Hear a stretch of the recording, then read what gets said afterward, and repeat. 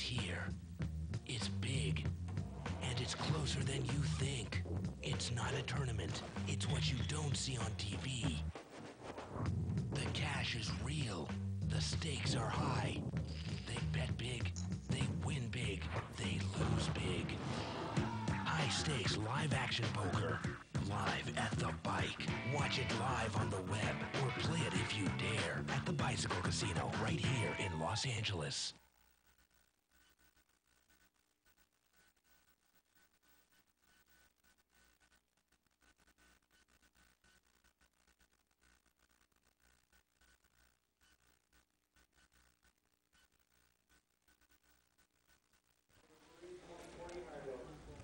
Hello, everyone, and welcome to Live at the Bike, brought to you by the Bicycle Casino in Los Angeles, California, the first and only webcast of real action cash game poker. My name's Bart Hanson. I'm here with David Tuckman. That's actually Pepsi over there. Ask David. Yeah, and it's all screwed up. April 20th. You know what that means? What? 420, whatever that means. What does that mean? 420 on 420. That was a couple hours ago, Pacific time. I don't get it. You don't get it? No. You're not privy to that type of thing. Hey, we're going to be doing a kind of a new night, and hopefully this will we'll see this game more in the future. We're going to do 5-10 pot limit hold'em with a $500 minimum buy. I'm really excited about it. To me, this is the best game out there. It's really a great game. Yeah, because it's a more intelligent game of it's hold'em. almost like it's almost like a craft between limit and no limit. You know, kind of more towards no limit. Yeah, it's a thinking man's game. It really is. I mean, you've really got to know how to play pre-flop, how to build pots and so forth. And we'll go through a lot of strategy with pot limit throughout the night. All right, well, let's head over the table. Let's get this thing started. Let's do it. And let's introduce the players. Look who's in seat number 1. Seat 1 back from Dubai, Mo. And Mo knows how to play pot limit. He's played it for a long, long time. And he'll probably, he's clearly in his element in this game. Seat number 2, we've got Bert.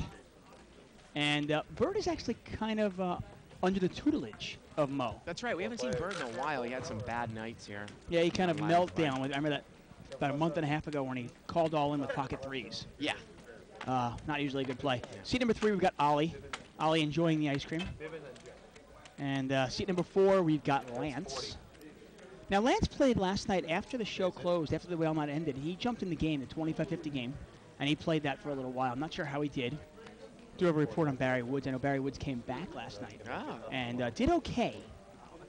Seat number 5, we've got Elvis.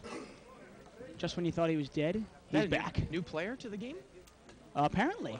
Can't get a good look at his face. Elvis and his sideburns are here. Yeah. Seat number 6, we've got Garland. Garland's a 2+2er. Yeah, you know, I asked him. I played with him in the 5-10 no limit this afternoon, and he said, you know, he's played at this level a few times. Yeah. He had a good afternoon over there. Good. Oh, he did okay in the 5-10 game. Yeah. Okay, well, good. I mean, oftentimes in that 5-10 game during the afternoon, if you play it ABC straightforward, you can beat it. Yeah. And there's Garland. Dr. Beebe, a return from Dr. Beebe. We haven't seen him in quite a long time. Now, Dr. Beebe was really excited. I saw him about a week and a half ago. He never had played online before, and his son convinced him to give it a shot. So he joined the site, which gave him a free satellite into like a World Series of Poker steps thing. Yeah. And he just won his seat into the World Series of Poker main event. So there you go, beginner's luck for Dr. Beebe, and he's there. Seat number 8, we've got Amir. I'm not sure how much experience Amir has in pot limit. We'll have to see how he plays tonight. Didn't have a great go of it last night. Seat number 9, we've got Iman. And Iman is just about to win a pot here off of Bert. Yeah. He's got 2 pair, and Bert has 2 lower pair. And Iman, there, hey, look at that. We got a new person doing the cards. We'll get on her all night. Yeah. Too slow. Apparently, Ronnie was climbing a table and fell and hurt himself. So hopefully he'll feel better in a couple of days. Iman. You ever listen to Don Imus in the morning, way back when? Oh, yeah. I used to love Don Imus. Really? Compared to Howard Stern? Yeah, I got to tell you, Howard Stern is not my favorite. It's not even close. Well, I think Howard Stern dehumanizes us. Oh, please. There's Iman, and he's going to take down that pot. So we're playing 5-10 pot limit hold'em tonight. Yeah, it'll be interesting with Iman, too. I was going to say, I've been playing with him. He's been playing a lot more over the last, say, 6 weeks. And I've played with him a bunch of times, and I know you have as well. But he hasn't been on the show yet, has he? I don't know. I don't know if we've ever seen him on the show. 5-10 pot limit. Yellow chips are $5 chips. Purples are 25s. Whites are hundreds. Button's going to move over here to Dr. BB in seat 7. So we'll go through this. What is the opening raise, Dave? The max opening raise? $35 if you're opening the raise and nobody else is limped in, because it's a $5 small blind, $10 big blind. You're calling the 10, and then you can raise the 25 that's in the pot, so you can make it 35 to go. Now, it's obviously if somebody limps in before that, you can make it 45. So Lance is opened here for 35 with pocket 7s. Now Amir's got pocket 10s here in the small blind, and he is going to re-raise the pot, which I guess would be right around 80 or so. Actually, more. Yeah, he can raise another $85. Actually. 85, okay. Because he calls a 35, the pot is now 70 plus 10 plus 5. The pot is now 85. He can raise another 85. And Lance quickly calls. So you're going to see the dealer Brian and now the other dealers try to keep the chips stacked in the middle of the table, kind of like a split pot game. And look at this. Lance has flopped bottoms full, and Amir has the overpair.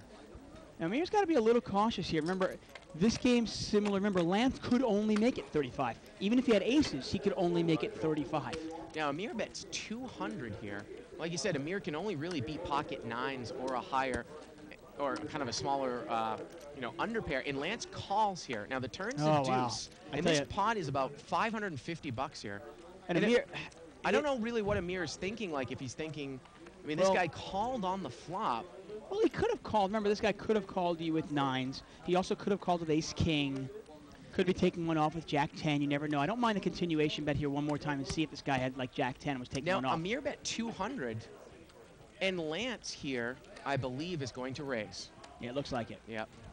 And he can raise a lot now because now he's going to add the pot. It's about a $900 pot right now. Well, you call it 200. Yeah. Makes the pot about $900,000, and you can raise another 1,000. Here it is. Yeah, and he's going to raise it up to 1,000. There's really not much that Amir can beat out there. And like you said, Lance could easily have a higher overpair. You can't give credit to the raise amount because he raised the max pre-flop. Yeah, exactly.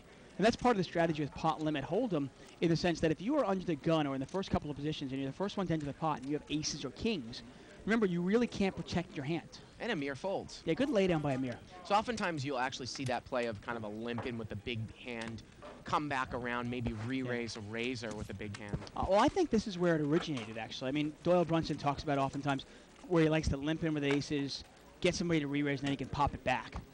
And but I think this is where it actually originated in pot limit, because oftentimes it is correct to actually limp in with aces or kings. And as always, you can keep the show interactive by emailing us at liveatthebike.com. You can follow a live thread started on 2+2 by going to 2plus2.com, spelled out. Click on forums under Tournament Poker, World Poker Tour, etc. Official Live the Bike thread for 420. Button moves over here to seat 8. Looks like it's good. I like that. looks like it's limped around here. 6 or 7. Wait, we need to see seat 5's cards. He is in the hand. Ace, ace-7 on the flop. Well, from what we see out there, no one has an ace. No, it doesn't look like it. Seat 5's got queen, jack. Yeah, nobody has anything. I mean, Ali actually has the best hand with pocket 4s. He's got 2 pair. And it gets checked around here. Now the turn's a king, and now Bert. Bert and Dr. BB both have the same exact hand. Now, right now, BB's hand kicker does play. They both have aces and kings. Now, BB is going to bet about half the size of the pot. We've seen Dr. BB on the show. I don't know if he ever would bet an ace on the flop. It's kind of one of the things that's a leak in his game. He really tends to slow play too much. I think he figures, no one's going to give me action if I ever bet, so I might try to let him catch up. Right. And he really misses out on building himself up a pot, which actually in this game is even more critical than a no limit, right? I wonder how many of these players actually are familiar with Dr. BB. Remember, he hasn't been here in quite a while. Obviously, Mo knows who he is. Probably Amir and Ali know who he is. Garland, because he watched the show, knows who he is. But the rest of the players probably are not aware that Dr. BB plays it so tight. I want to send a quick little shout out here to Baron Vangor Toth. He posted a little nice article on the site that he posts up, planetstacked.com, and talking about how we've kind of had our recent year anniversary of the show. Well, that's awesome. Thanks a lot, Baron. Appreciate it. $50 raise here by Amir in the cutoff. He's got king jack offsuit. Now, Ali is going to call here with pocket 10s. He limped in and he calls. And Elvis is in there with jack 8. So we're going to see three-way action here for about a little over $150 pot. And Ali has hit middle set. And he loves to check raise. And he does check from up front. See, now this game, the strategy is a lot different because if everybody checks around, Yeah. you can only bet 150 now. You Right. have to build yourself. This game, you really have to be careful about slow playing because you kind of force yourself into a small pot. And now he comes out and bets the pot about a little over 150 and both players fold. Look how, Amir kind of a little cagey. I mean, he took the card there on the flop. There was an ace out there, and you wonder if a queen were to come, would Ali lose all his money? Yeah. I think the answer is yes. Probably, yeah. Yeah. I have to say, probably. Yeah. It's interesting in this game, keeping the game somewhat intelligent in the sense that you have to always be aware of what you're trying to do with the pot. Pot control. If you want to try to keep the pot small with say, only one pair, or let's say you have a draw, and if you hit your draw, you want to get paid off, so you want to build up the pot a little bit, and so forth. A lot of ways to manipulate the pot and the pot size with your bets. This is good. I mean, it is pot limit, Dave, but we actually haven't seen the 5-10 game show on here in months and months. And like you said, it's kind of a big gap between the 3 to 5 game and what we do, which is like the $1,000 game, which is the next smallest. It's a huge gap. I mean, 3 to 5, a lot of new players do play in that game. In the $1,000 game, rarely do you see new players. And this game is, like you said, kind of that segue. Now look at this. We've got limped around here, and Ali's got queens in the big blind, and he's going to raise the pot, which looks like it is going to be probably maybe... He would be able to raise, Dave, what? Maybe a total of 120 total, something like that? The pot is 60? Yeah. Well, if you call 60, you can actually make it 180 total. You can raise another 120. Yeah, exactly. Well, Iman is in there. Did Iman make a... I think Iman made a quick call there with pocket threes. And we're heads up here. Ali with queens against Iman with pocket threes. King 8-5 here. And I think it goes check, check here. Turns a 4. Let's see if Ali is going to bet. Yeah, and he's going to put a little money in there, I guess. No, he just checks it. Check down. And again, we'll remind that there is no soft playing on this table. I don't don't know think if they were that's soft playing. what they were doing or what, but No, I think Ali just didn't like the king. okay. That's just Ali. Just Now, Ali it's for interesting you. in this game here, oftentimes people love to check raise or something like that. Now, this game, you've got to be a little aware of the fact if your opponent you're playing against is very aggressive on the button and you think you can get the check raise in, well, that might work okay. Yeah. The problem is, though, is if they take that free card, you cannot make up that extra money on the next street because the pot is still small. Again, we're here live at the bike playing 5-10 smoking pot limit tonight. I mean, there are some times where your opponent will even pick up a draw, and if you don't bet your hand, you can't. Sometimes your opponent will be correct in even calling you on the turn, which is usually the spot where no limit people can get you off a draw. Now we had a straddled pot here. It looked like by Elvis, and it was limped around, so we're getting an $80 pot here. 7-6-3 with a couple of hearts. Well, Lance has got second pair and a gut shot. Now Elvis has top pair and the same gut shot. I like Elvis' hand is probably better than. Yep. 85. And we're going to see an $85 bet out here by Elvis, which is a pot-sized bet.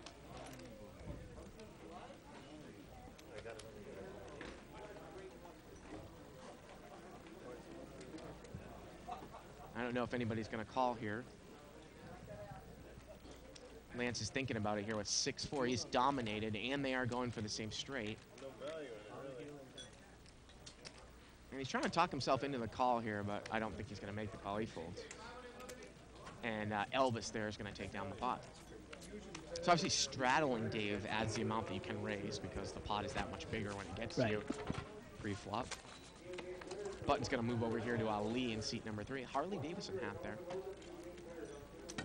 Yeah, actually, Live at the Bike put out a press release. If you ever did a Google alert on Live at the Bike, I've seen several different sites talking about the year anniversary, Our 1 year of anniversary. Live at the Bike. If you've checked that out. Or I mean, obviously we're biased, but I'm real proud of the fact that we've done this for a year now. I mean, this kind of show has never been done before. It's still not being done. I still can't see a live cash game out there. Is there any even live show out there? Well, sometimes like they do special event live tournaments, But nobody does live Monday through Right. Friday this often. Four-way action here, limped around. Ace, queen, queen here on the flop. It's Well, what a $40 monster flop pot. or pocket deuces, huh? Hey, Amir's in the lead. He's going to throw a bet out here. He's going to bet the pot. He bets 40. That's probably going to take it down. And no one else has a pair. And he does take it down. Yeah. And there it is. Again, email us at Live with the Bike. Become our friend over on MySpace. Everybody wants us to have a drinking game tonight. You're going to MySpace.com. have to wait till Cinco de Mayo for that. Yeah. Which is really not that far away. A month and a half or so. Well, not even, right? 2 weeks away, right? Yeah. What is today? April 20th, Yeah, 420, right? Ace queen here for seat 6. That's Garland. We know all kind of know how Garland plays. And look at this. The small blind has the same hand. 2 ace queen offsuit, seat 5 and seat 6. BB's going to limp in here with pocket 9s. Amir calls with 3-4.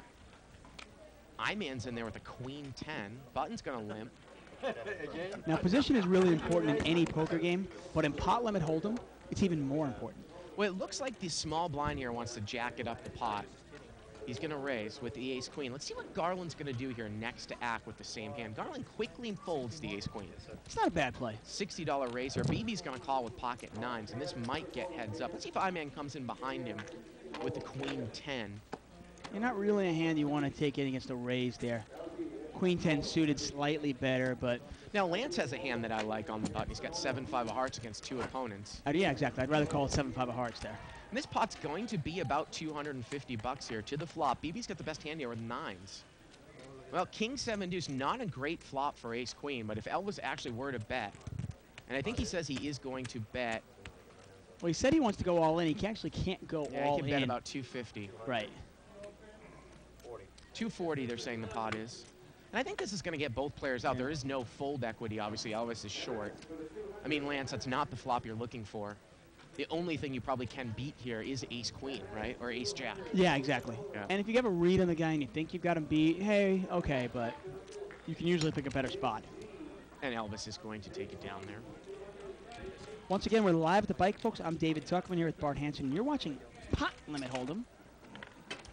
And the blinds are 5 and 10. You can catch us every Monday through Friday from 7 to 10 p.m. And I played last night. It was funny. I actually met Crackhead last night. Ah, 2+2 came over to me. I was playing in the 5-10 game. At about 3 in the morning, he straggled on over to me and he introduced himself. A real nice guy.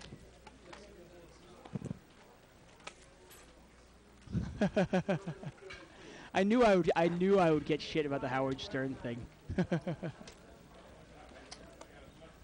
Button's going to move over here to seat number 5. What is Surfing Alana? Isn't he? I thought he was in Vegas. He should be playing poker right now. What are you doing? And Garland has got ace-king here, and it looks like he's going to raise the pot here out of the small blind. He's going to make it 50 to go. Again, we can't see seat 5's cards here, Elvis. He's got 9-7 offsuit, and he's going to make the call. Makes the call on the button. And Amir has also made the call here with queen 8 of spades. This is 3 ways. Pot's about what? 240 probably. Thank you. 6-3-4 here with a couple of hearts. Well, 7-5 would have been good this hand.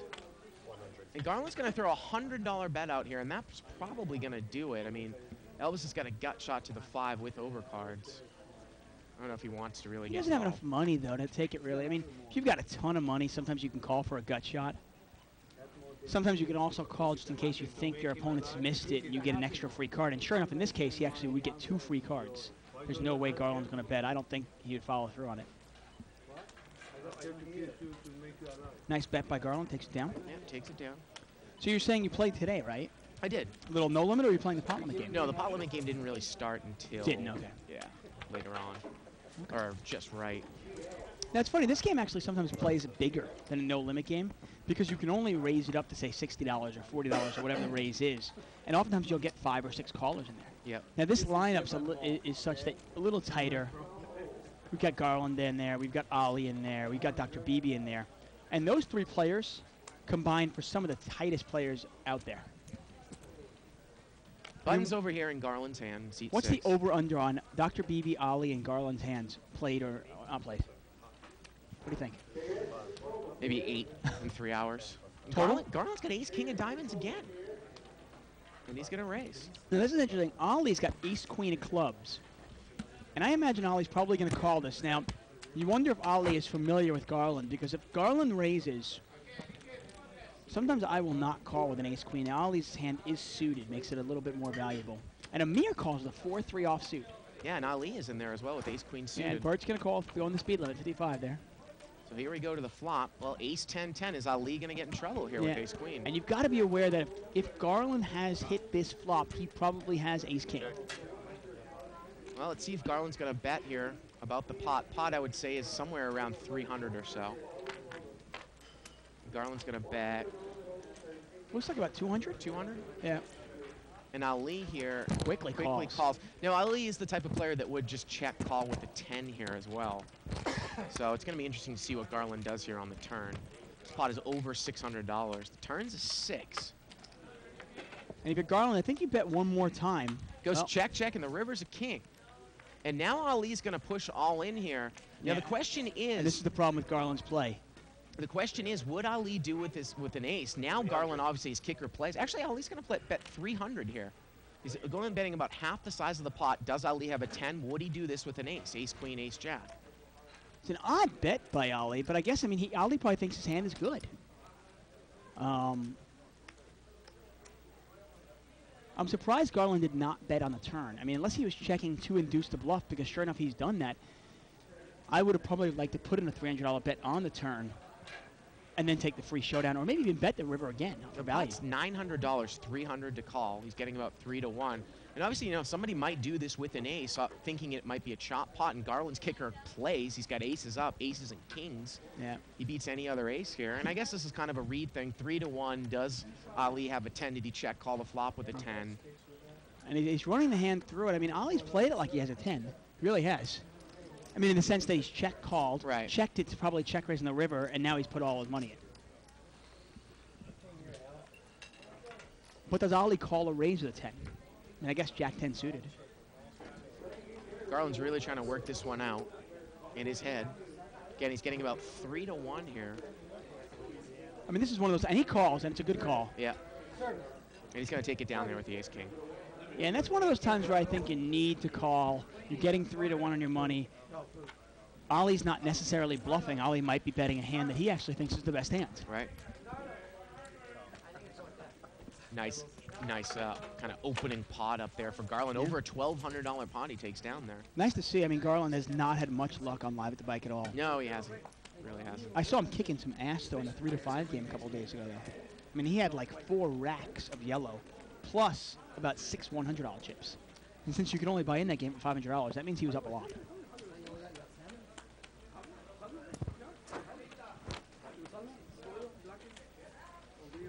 Button's going to move over here to Dr. Beebe. Pocket queens here for Iman in seat 9. Now it's limped around. And let's see if he raises here. He's going to raise. Now, Garland's got the kind of hand that I might call. If a couple people call here, he's in late position with a hand 9-7 of clubs. It's a hand, if you're deep enough, I really like it in no Well, now 2 people have called before him. Ali's called with kind of a treble king-jack offsuit. And I think 5's in there with 6-3 of diamonds. Yeah, really, I think it was only 50 more, too. I don't know what Garland's doing. Yeah, I mean, I think you need to call that with 9-7 of clubs there. Wow, look at this top set for Iman. Garland would have, and he checks it, would have flopped a flush draw. And look at that. He checks it. He could have taken the free card almost. Well, seat 5 here is bet. Now, I don't know necessarily if Elvis would have bet with Garland behind him. Exactly. And it's a check raise here by Iman. He's check raised the pot. Elvis is bet. And quick fold here by 6-3. I don't know if we're going to see a turn card in the rabbit. No, I don't think Brian put it up there. Bastard. There it is. King of clubs. Was it? Yeah. Okay. King of clubs. So Garland would have made the flush. And the funny thing is, if he's behind him, the way Iman played that hand, he probably still checks it when he hits a set. Yeah. It goes around. You wonder if Elvis bets. And I'm not sure if Garland bets or not, but he might take the card, and then he hits his flush. Button's going to move over here to seat number 8. Now, obviously, a flush is obviously a third club coming, but, you know, a lot of people have trouble getting away from top set. I think Garland would have made some money there. It's real tough to get away from a top set there when you, especially with one card to go. People just think, well, the board could pair. Now, we got a little raise here by seat 5. He's going to raise it up with ace-9 offsuit, making it 45 because Ali had limped in front of him. Amir calls here with king-jack offsuit. And Ali's going to call with 3-4 Wow. of hearts. Now, heads up with 3-4, and he's got no money. Well, I think he's buying more chips. Is he? Okay, that We makes got more sense. 3 people in It the is 3 pot players. there. Okay, thank you. Now he's flopped the flush draw here. King, Jack 5, and look at Amir. He's got top 2. He's 500 behind. And Ali does not bet it. Now Elvis, is he going to make the continuation bet? He does. Let's see if Amir raises right now. Now this is one of those hands, if you don't raise it, remember, Elvis can't bet that much. Now if Amir doesn't raise this, Ali is priced into his draw. $75 bet here by Elvis. He's bet half the pot, it looks like. And Amir looks like he is going to raise. And he does. There's a 75 call. He can now raise it about 250. And sure enough, he does. And look He at this. raises And the pot. Ali really has a tendency sometimes to go on tilt. He shoves his money all in right away on the flush draw. Yeah, he does. Unfortunately for him, he plays it tight 99% of the time, and then he Yeah. steams the other 1%. And this pot is going to be, I mean, close to $1,000 here. I assume that Amir is going to call.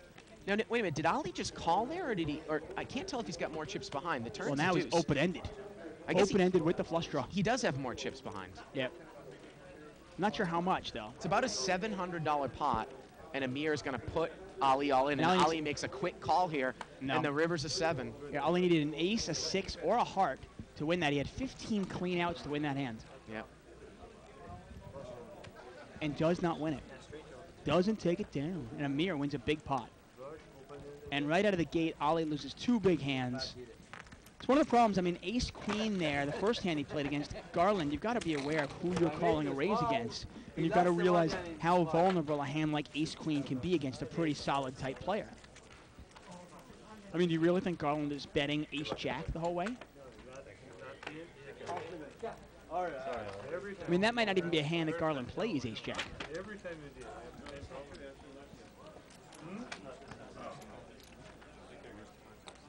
Butt moves over here to Mo in seat number 1.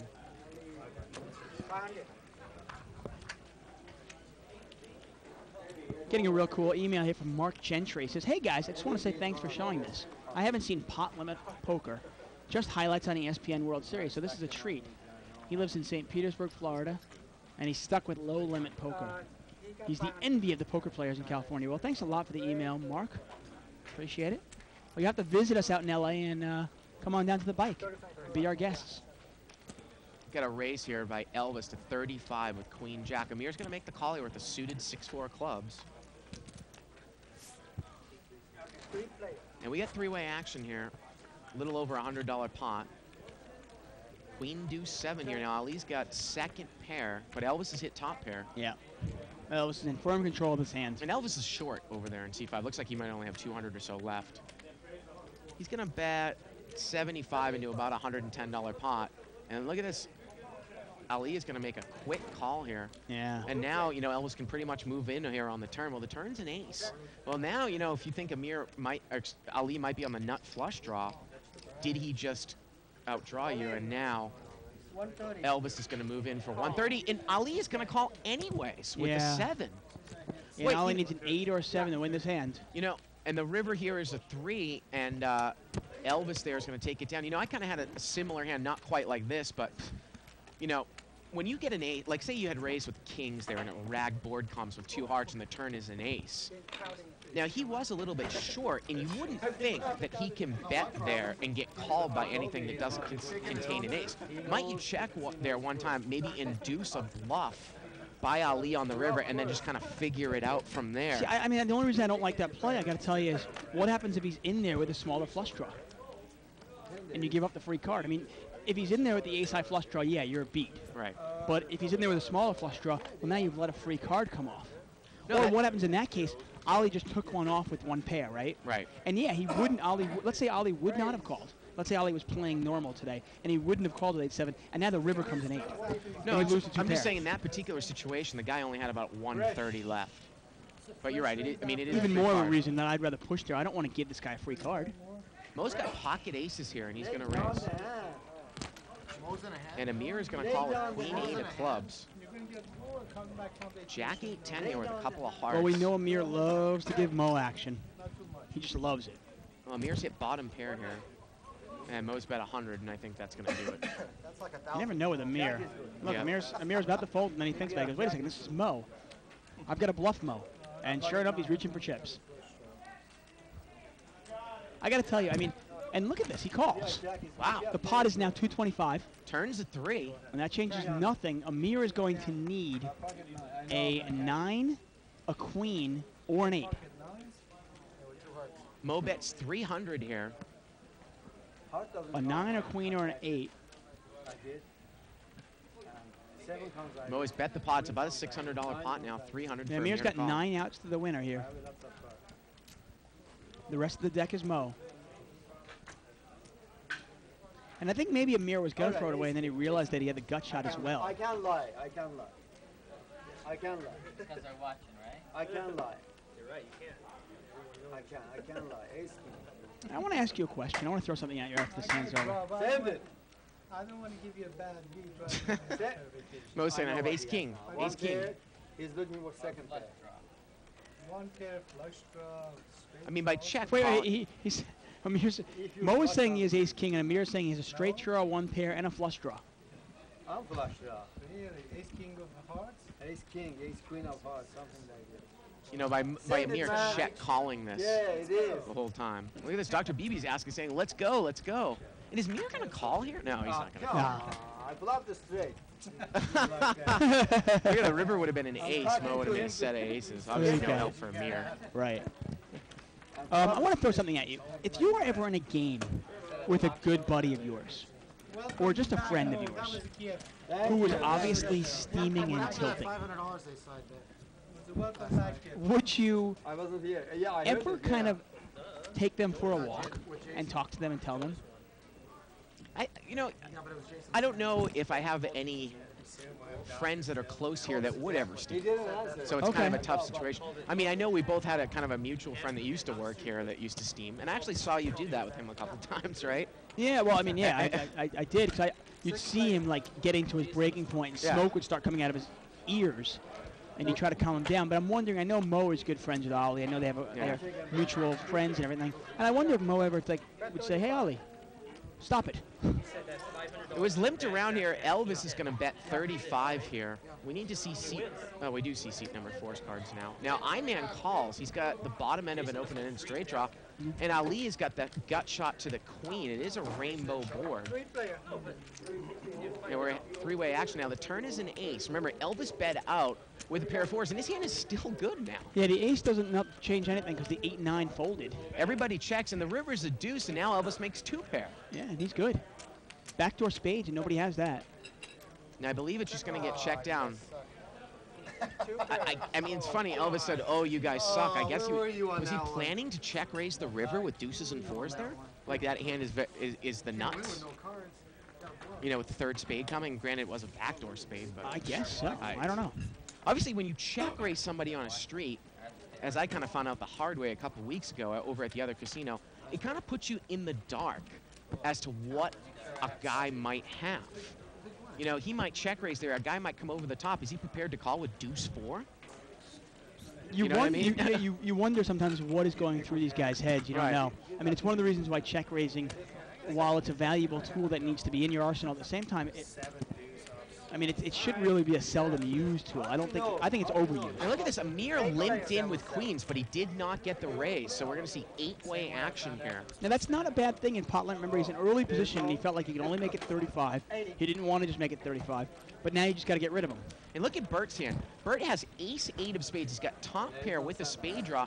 And Mo has actually king-7 of spades. We have it as his king club, but he has the second nut flush draw. Mo is practically drawing dead here. I mean, he would need running kings or running 7s. Right. Or running king 7. And is Mo going to make this call? He does call. Talk about reverse implied odds here. The spade Definition comes of off. reverse. Turn is a 5. Amir is out of the hand with queens. And Mo is drawing dead. Mo cannot win this pot. You have good kicker? Mo checks, and Bird is going to bet again. $200 bet. Mo. And the funny thing is, if Burton and the river was the deuce of spades, and the funny thing is, if it's one of those things, hindsight's 20/20. Right. If you know what Mo has, it's one of the few times where you really want to price him into his draw. Yeah.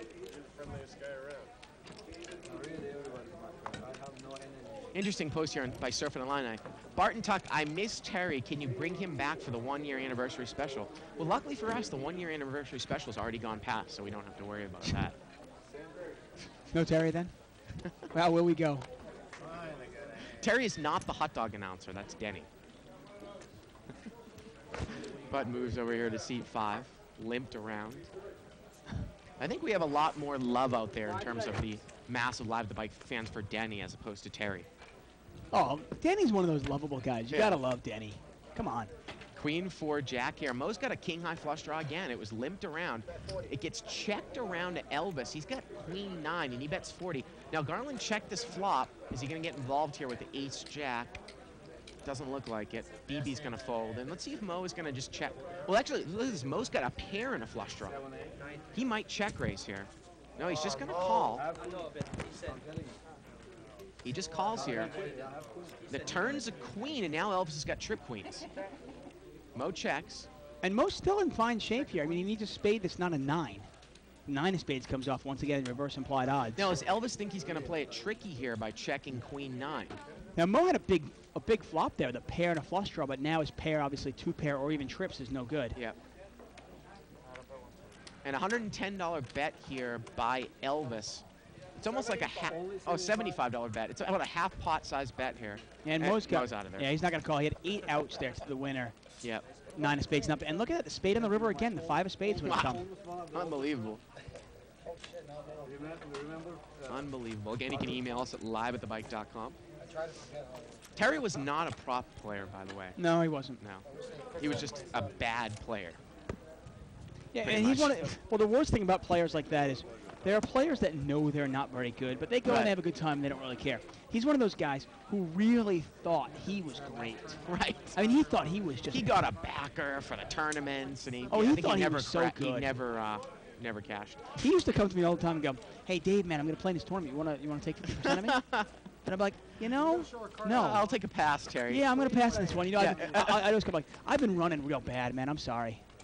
Three-way action here, limped around 8-3-4 with a couple of clubs. Open-ended for Lance? Yep. Is that? Yeah, he's Lance, and he's going to bet 40 here with deuce 5 of diamonds.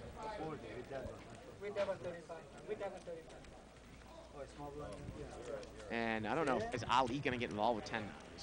But again, you know, you talk about how a guy might play tight for hours and hours and hours of session, and then once he loses, he steams off his chips. So he could play well 98% of the time, but he never really makes any money, and he's a losing player because the times that he loses, he just steams off more chips, say, in the next 15 minutes. Exactly. Well, and we talked. I was actually having this conversation with somebody last night about, you know, leaving your emotion out of the game. If you're a kind of player that has, like, say, let's say you're a pretty good player, so let's say you have a 10 or a 12% edge on a normal day against most opponents. But 5% of the time, you give away 40% of your edge, you know? Right. I mean... Now, Mo's going to play this kind of pot builder move. He's got pocket kings, and he limps in under the gun. Now, Garland has an ace-jack of clubs. He's also going to limp. Yeah. Now, Tony, I want to ask you a question Go here ahead. at the end of this hand. Queen 10-6. Well, Mo's got the overpair. Now, Garland actually has a draw. He needs Mo to hit a set, though, to hit his hand. Mo's going to bet 50 here. Ali's got Queen 9, and he's going to raise with Queen 9. Well, he's protecting Mo's hand there. Now, let's see how Mo is going to play this. I mean, would Ali do this with just a queen? And the answer is yes. Well, at this point, he would. You know, Mo is very attuned to the fact that Ali is not... Yeah, look at him. So it's a mini raise. And look, and 50 Mo's more. upset. Like, okay, I know exactly what's going through Mo's head. He doesn't Mo- want Ali to lose anymore. Exactly. That is what's going through Mo's head. Oh, that's a great card for Mo, because if Ali had Queen 10, and you know, I think Mo is letting Ali off the hook here. No, this is clearly Mo is the host of this game. Yeah. Ali is his buddy. Yeah. He knows Ali is kind of steaming a little bit, and he clearly let him out. What a great card on the turn for pocket kings and a kind of a limped Oh, it's around fabulous, pot. especially when once Ali raises there, you know he has a queen. What I was going to say is I know that you like to raise a lot in position, and I do too with somewhat connected cards, say like a 7-9 of spades or something like that. Would you be less apt to do that in this game from up behind because of the possibility that so many people are limping in with big hands to try to build up a pot to a re-raise pre-flop? Well, let's get to that in a second, because we've got a chip count. $14,000 on the table. Lance has got the whole table covered with $4,000. Elvis has got nobody covered because he's only got $500. Let's see how they're doing. Well, Lance is the big winner. He's up $1,000 after he flopped bottoms full against Amir. Ali down $1,000. Amir's made a nice little comeback after losing with those pocket tens. And we'll keep track of this all night. Amir's raised here on the button. He's got ace-10. Iman's got an ace-queen in the small blind. He calls. $60 raise, pot size raise. Look at Ali. He's going to call with a jack-6 of hearts from up front. And BB is going to call with 9-10. And we're going to see four-way action, about a $250 pot. A three flush, all diamonds now. Ali's got top pair, but his hand really isn't that great. And he's going to bet 20 into a $240 pot. Well, Oh, he's all in for 20. oh, there So you he go. basically almost called off all his chips with Jack 6 pre-flop. Yeah. I mean, at this point, both Amir and Iman can just call. Well, actually, if you're a mirror, I'd throw it away. Now, Amir is actually going to raise. Wow. He Well, makes I it guess it's only $150. $20. You're getting 10 to 1 on your money. And Iman quickly, no, wait, was it Iman? I think Iman actually bet the flop. That makes more sense. The turns are 7. We didn't see that. And Amir called the flop. I don't quite understand it. Yeah. I mean, it's real odd. I mean, I understand sometimes people go, well, it's only $20. But Amir's hand has got no potential there. I mean, the Right. flop's Jack 4-3, all diamonds. And Ali is all in here, so you've got to deal with, he's going to build a dry side pot here. Well, there already actually is a side pot. Maybe he's trying to win the side pot. You're right, there is about $150 in the side. And you never know. Maybe he thinks that Ali's got, say, the king of diamonds or the queen of diamonds. He bets 300 here on the button. I mean, if Ali had just one diamond in his hand, would he necessarily call $20? Of course he would. And is Iman going to continue to call it with the naked nut diamond draw here? Well, he's got overcards. It's one of those spots where you might not want to call. If you think your hand's the best, you might want to raise it up. And he makes the call, and we've got like 800 on the side, and the river is a king. And now what happens? Who's going to win the side pot? Ali has the best hand with Jack 6. Yeah, but Amir needs to bet this if he's, well, look at this, he's not going to get the How chance. about though. Iman's going to come out and bet from up front? Again, it's about 800 on the side and maybe another 200 in the main. And he's going to bet 250 here, and Amir has absolutely nothing. Look how he carefully puts those chips out there so as not to make a mistake. Amir folds, That's somewhat of a physical tell. and Iman's going to win the side pot. Yeah. Now, Amir is not upset because he couldn't even beat Couldn't that. beat the ace-queen, right. But Ali there doubles through, I guess, with Jack 6 of hearts. Email here from Rob Rosenberg who says, great product placement with Dave's Pepsi work shirt. I don't think that's really product placement. It's more of Melissa getting you a David shirt from a thrift shop, right? Yeah, that's pretty much it. Yeah, Saw the shirt, saw my name on it, and said, oh, I have to get that. yeah. So anyway, to answer your question about raising in late position, sometimes you might want to, depending on the table, you've got to realize that oftentimes in a pot limit game, people will limp in with big hands in early position. Now, if you think the player might have limped in with a big hand in early position, and you think they might not be able to get away from it, well, you might just want to limp in with some of your suited connecting type of hands Right. in late position. Pocket jacks for Dr. Beebe. And it looked like he just limped in. Yeah, he did. Now, in late position there, I think you can raise it up to $35 and at least try to buy yourself the button. He's got an overpair to the board here, 10-4-3, and no one else has anything. Pocket 5's actually in there in seat number 9. We don't have that up there, so maybe Iman might get involved. Now, BB's going to bet. He can only bet 45 here. He's trying to bet more. And that's one of the reasons, that's also one of the reasons why sometimes you do want to raise pre-flop. Right. Because you've got to build yourself a pot. This is one of those games where really, if you want to win a big pot, you have to build it. Yeah, according to Eastern Block here, it says, Bart doesn't consider Tuckman a close friend. What a sad development.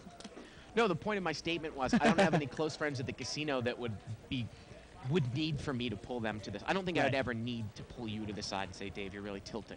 But you would, though, would Yeah, you? I though? would. I'm curious if you would. That's Of what I mean. course I would. I would. Okay. I've never seen. I mean, wouldn't you do the same for me? No, Have you ever I- seen me I'd tilt? let you burn. Oh yeah. I'd actually stay at the table and try to get your chips. Have you ever seen me tilt before?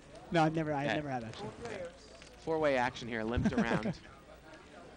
I'd probably give George Georgian and Hob a Oh, call there you and go. say, hey, come on down, Bart's tilting. Let's get all his money. 8-5-5 here. Now BB's going to come out and bet with Ace Jack. His hand is good, and he's going to take it down. Take it down. Hey, nice picking up a little pot here if I talk to BB. Well, it's funny. George Georgian's been on the show a lot. I've never, necessarily hung out with him outside the casino. I think he really didn't like me at first, but now we are friendly with him. You might be closer to him, but I definitely consider us friendly. Yeah. But I think with a guy like that, I don't necessarily know if I'd pull him off to the side because I think it would just make it worse. I for mean, I'm him. not sleeping with him or anything like right, that. Right. But I mean, But would we're you close. pull George Georgian off to the side? about his Would I steaming? what? Would you pull him off to the side and say, hey, you're steaming, take a break? I mean, just his Nah, particular case, I don't think it would help George- anything. That's what I'm saying. Yeah, I don't know if I would. I Yeah. mean, you know what I might do is I've actually, if George is really steaming and I'm, you know, it's a case where I'm going, you know what, I don't want to see him do this, Yeah. and I see Hav there, I might mention it to Hav. Yeah, there you go. Because Hav and he are very close. Wow, what a flop here for Garland. He limped in with ace, queen of hearts. He's got top pair in the nut flush draw, and he's going to come out and bet. He bets 45. Now, is Bert going to get involved with ace rag here without a heart? The Against answer is yes. Garland. Yeah, obviously Bert is not familiar with Garland. And you look at the percentages here. Turns of 5 and Garland's made the nuts. Yeah, and Bird is drawing dead, and that's actually a bad card for Garland. That might get Bird off the hook, Yeah. and it does. A great card would have been the 8 of hearts, probably. I don't know if, I mean, Bert might Yeah, have king or queen just to get even involved. like a 6 or something. I mean, Yeah. whatever. Just as long as it wasn't a heart. Garland takes You know, it down. Garland there. is in really great shape.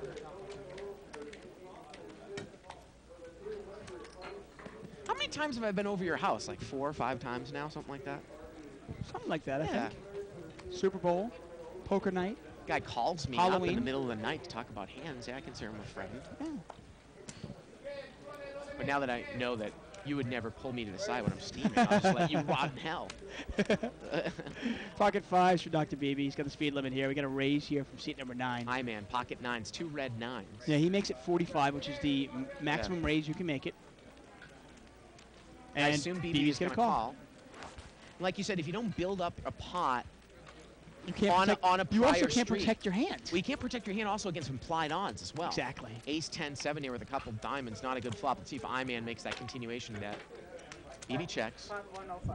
And I-Man's going to pot bet it here, 105. And BB quickly. I mean, I'll just folds. throw this at you. I mean, obviously, no limit is a very complex game. Now, if limit hold'em, and I hope the limit hold'em players out there don't take this the wrong way, because limit hold'em obviously can go to really a lot of levels. Right. But if limit hold'em was kind of limit hold'em compared to no limit hold'em is a little remedial, in the sense that it doesn't. You don't have to think that far along. You can almost play drunk or Right. stoned. Well, because you never really have to figure out. I mean, you almost are always priced into draws. I mean, we're not talking about really good limit play, but we're talking about stuff that can get you by. Yeah, I mean, obviously there's a lot of plays you can make in limit hold'em, and Right. I know all those. I'm just saying, in the sense that you never have to think on the turn, how much should I bet? Right. It's either bet or don't bet, or raise or fold or call. That was it. Now, in no limit, obviously, it goes to another level. Now, in this game, obviously, it goes to another level also, in the sense of how much should I bet? Ooh, I can't bet this much, but I want to set up next street. You've got to be thinking ahead, obviously. Elvis here 60. is going to raise the pot out of the small blind. He makes it 60 with ace jack of diamonds. Now, the way Ollie's night's going so far, I predict 3 diamonds on this flop. I-Man calls with ace 8 suited. He is dominated. Well, Ollie gets away from it. And Lance has king 7 of spades. His spades are dominated, but I don't know if he's going to get involved. No, he's not. So we're heads up here. 2 aces out. If an ace comes, Elvis is going to get I-Man in trouble. Well, 10, 8, 10. How about overcards and a diamond draw? Well, the interesting thing is I-Man's got a pair, though. I-Man's got 2 pair, 10s and 8s. And look at this. Elvis checks, I-Man bets, and Elvis check raises here, I believe. And this is always a dangerous play here. Okay, now he gets called. Now what do you do out of position if you don't hit your hand on the turn? Just a call. Okay, excuse me, just a call. I thought he said check Okay. raise. He just called. No, he did raise. He can't raise all in. That's what I thought I heard. I thought I heard him say check raise all in, but he can't do that because it's just pot limit. Right. I could have sworn he said check raise. I said all in, and he did say all in, but of Well, course he got can't do that. excited, but Yeah. can't quite go that far. But he can make it a couple hundred. I'm not as powerful now. I think he can check raise about 300 or 400 total. Yeah, and that all-in move that people love to do in no limit hold'em tournaments Right. and stuff like that, you just can't do it in this game. Yeah. And that's the problem with Elvis's hand here. Elvis probably wanted to go all in. Right. Because now there's no decision on the turn. Well, now he's check raised a little bit, and now what does he do when he misses on the turn? Well, the issue here for I-Man is that does he think he's doing this with an overpair? I guess the best case scenario is if he has overcards and diamonds, right? Yeah, it's great if he has like ace king of diamonds here. In this case, ace jack of diamonds. Now Elvis probably thinks that he might have 15 outs. He's gonna win the hand. Yeah.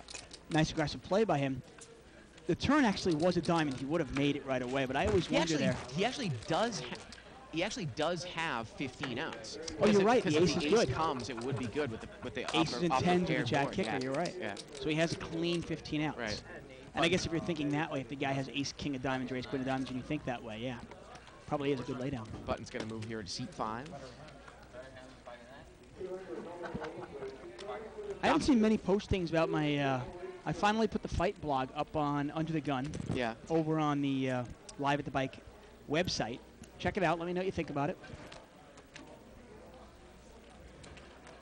I know it was a long time coming. Limp here, limp. I think we had a couple off dark time emails about your blog. Oh, did I? Okay, cool. Yeah. 5-way action here. King Jack 10. Rainbow. Doesn't look like anyone has much here.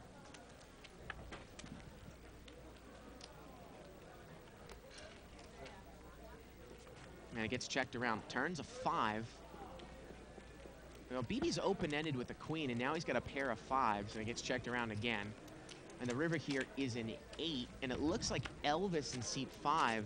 Actually, you know what? Look at this. Garland's backed into kind of an ass end of a straight here with 7-9, and he's going to come out and bet 30, which is a little under the size of the pot.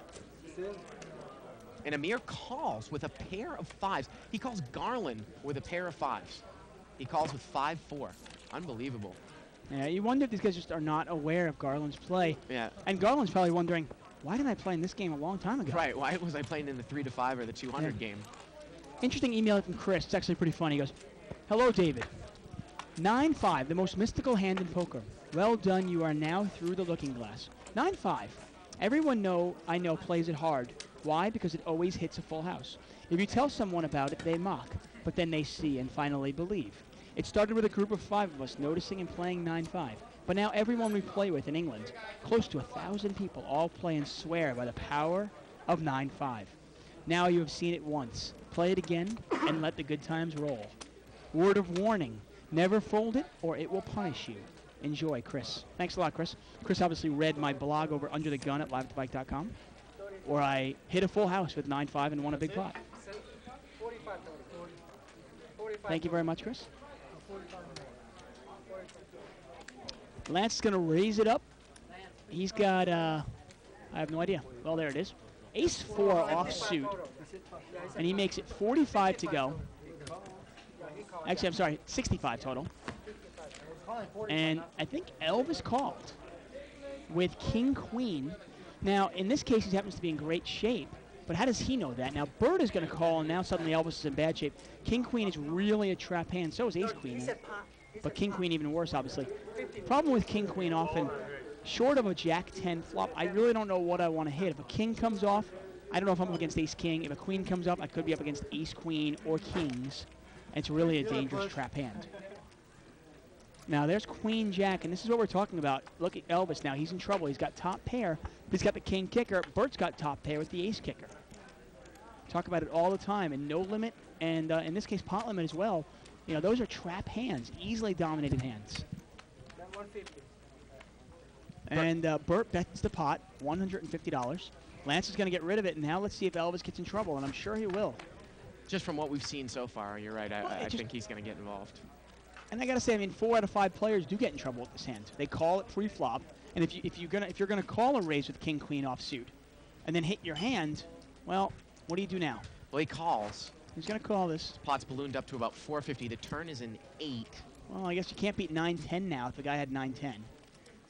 Bert's going to bet again here. And he's pretty much pot committed now. Yep. Puts in $300, and he's only got about 120 left. And Elvis has really put himself into a corner here. He needs a king and only a king to win this pot. Down to 3 outs. Now, if you're Bert, I mean, I guess you think the guy has King, Queen, Queen 10, you're in great shape. You hope he wasn't sandbagging Queen Jack. But at this point, it doesn't matter because you're committed. If he's sandbagging, hey, yeah, you got me, buddy. He could also have King 10. I mean, a lot of hands this guy could have. I can't give him a free card. So it's a $300 bet here by Bert. You know, I can't always put somebody on the nuts. And at least, I mean, give Elvis credit here. I thought maybe he'd push a lot harder right away. And he moves all in, and I think Bert, well, Let's see how much Bird has left. Well, I mean, Elvis, I think the choice there pretty much was fold or move all in. I mean, he knows he's going to call the Yeah, river anyway. Bird only has 300 left, and he makes the call. And we've got over $1,000 pot here to the river, and the river's a 7. That's no help, and Ace Queen's going to take it down. And the funniest thing is, I mean, well, the flop really helped me out and made me look like a genius here. Because right when Elvis called, I go, King, Queen, trap Right. hand. Absolutely. If he hits a queen, what is he going to do? And Same sure enough- thing if he was up against Ace King and a king came. Right, exactly. And those are hands you really want to avoid in no limit, pot limit. And if you hit them, be careful. One pair is sometimes not enough to really take a lot of heat. Actually, if you look at Doyle Brunson's book, if you watch out Super System 1, I'm a big fan of that book. Obviously, I'm always touting it. If you read that book in his no limit section, he talks about those trap hands, hands he just hates. Yep. King, Queen, Ace, Queen being them.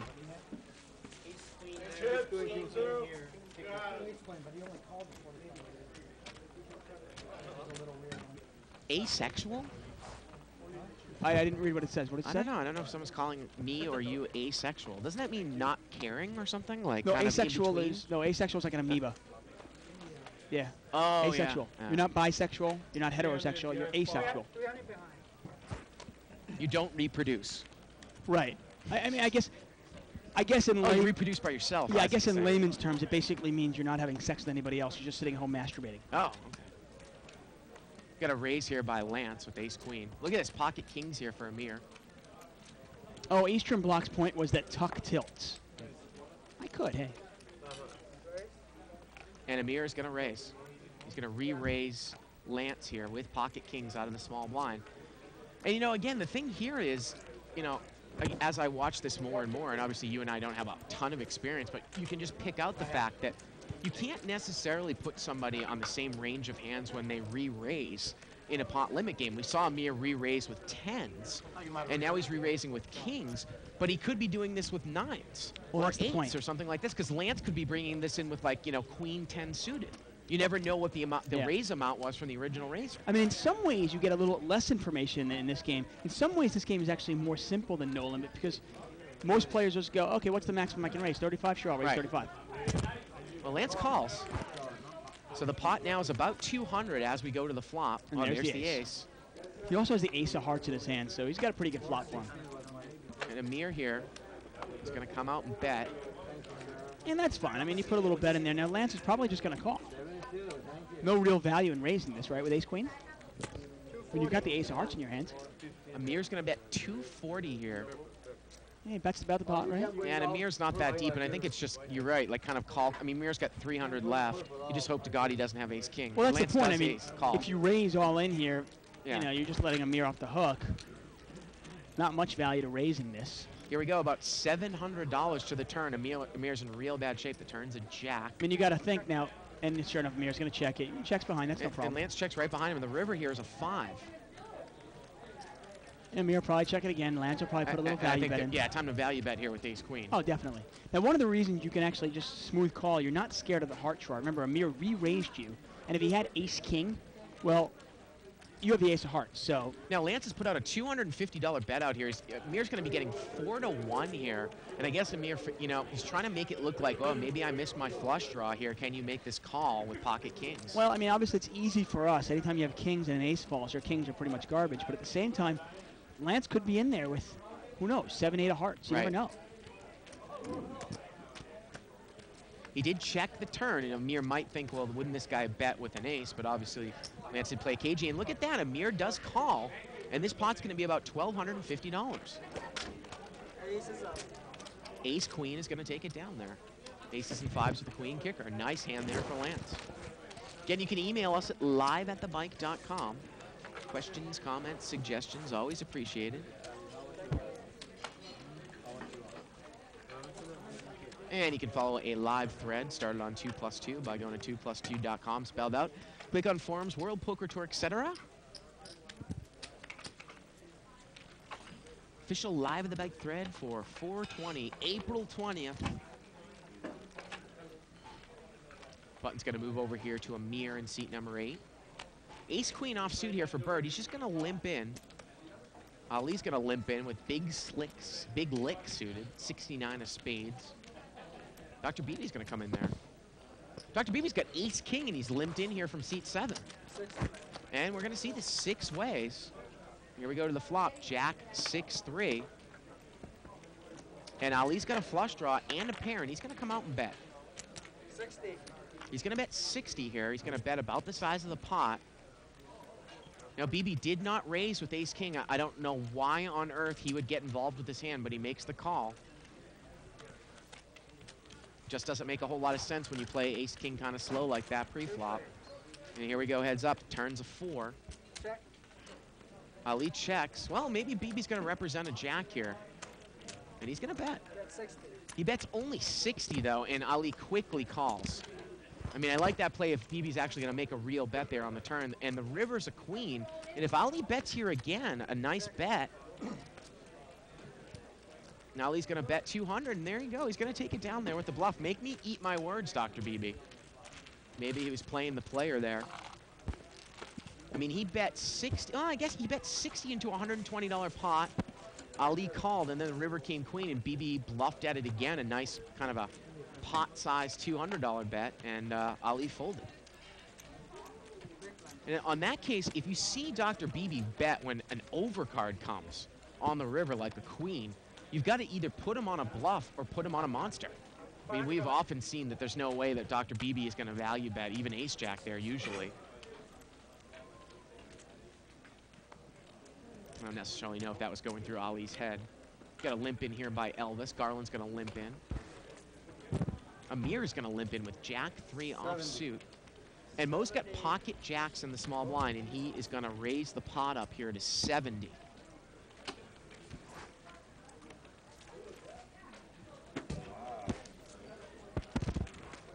And no one's going to call. Garland does not get involved with Mo. I mean, Garland had a 9-10 of hearts there. I guess he didn't want to get involved heads up with Mo.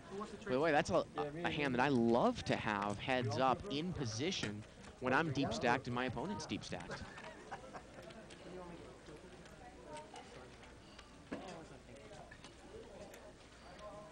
Button's going to move over here to seat number 1.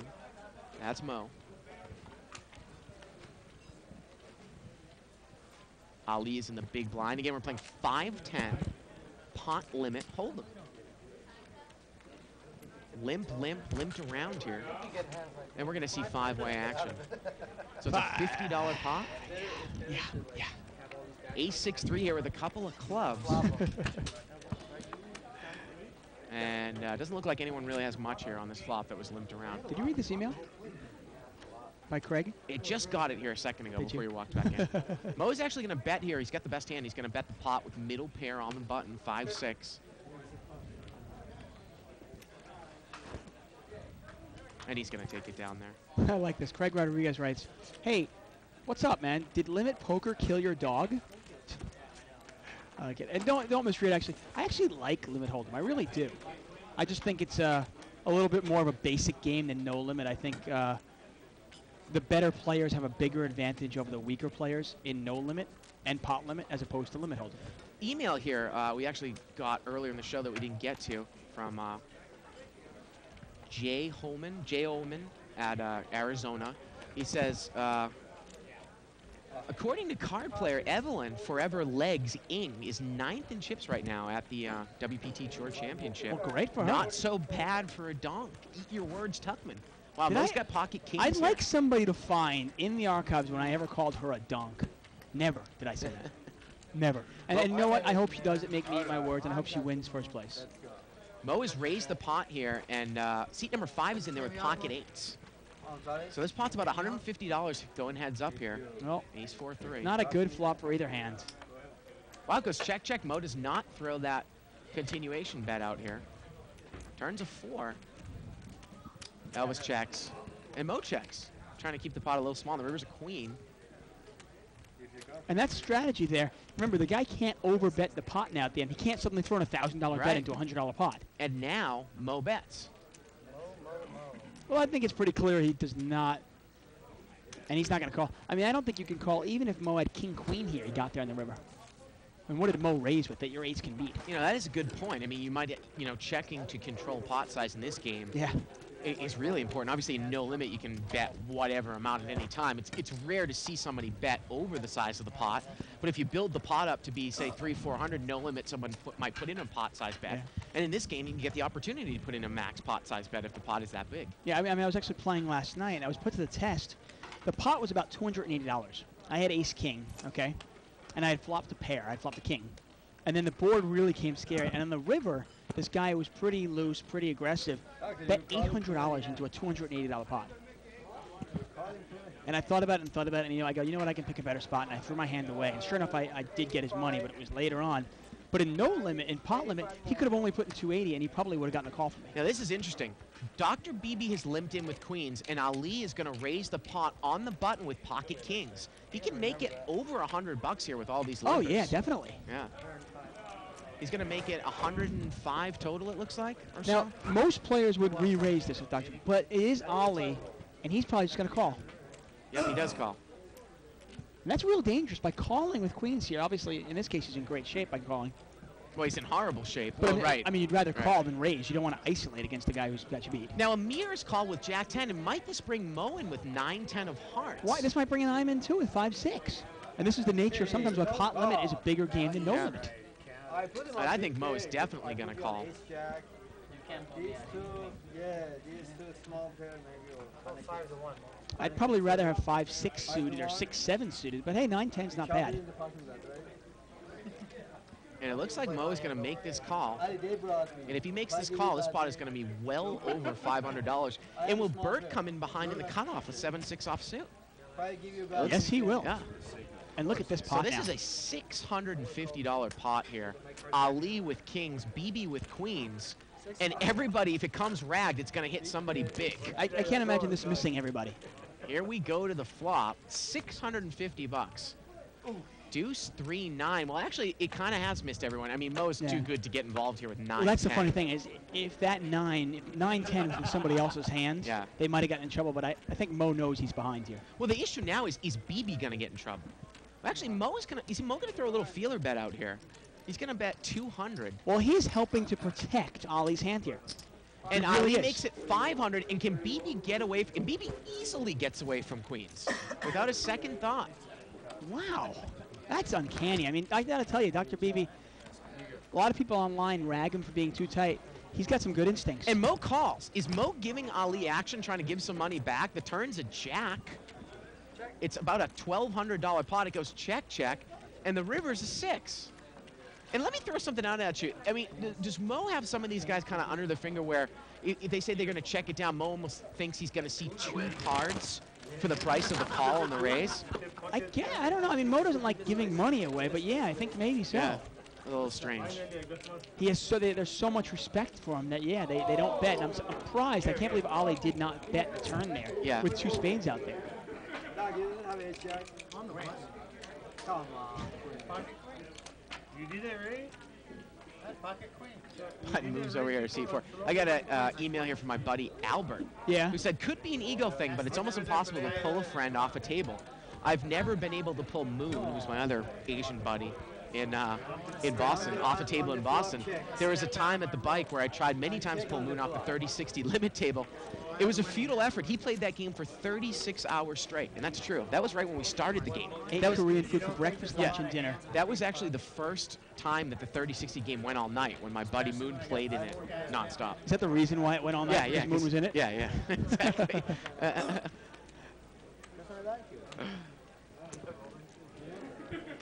I think it was really late in the night, and I was going home, and I saw Moon call a raise in 30-60 limit with Jack 6 of hearts from the cutoff, and there's nothing more to be said. There wasn't any advice I could give him. You That just was going gotta to save him. 6-way action here. Queen, Jack, 9, couple hearts. Now Iman's got ace, queen. He's got top pair. Yeah, Lance is open-ended, but he's got 2 spades in his hand. There's 2 hearts out there. Do you really want to get involved? And- Oh, wow, Mo's got 2 pair, bottom 2. Yeah, he does. Iman bets 40, and let's see what Mo's going to do. And he's going to raise. You have to raise here in this spot for sure. Oh, look at that flop. You got to get a player like Lance out of there. Makes it 200 here. And Hold on. This is what does Iman do? this is 40. hold on. This is 40. Well, Mo's trying to figure out how much he And- can raise. And once again, all these players have a lot of respect for him. 40 plus this part. Well, you know, it's interesting also when a lot of people limp in with hands they might normally raise with and no limit.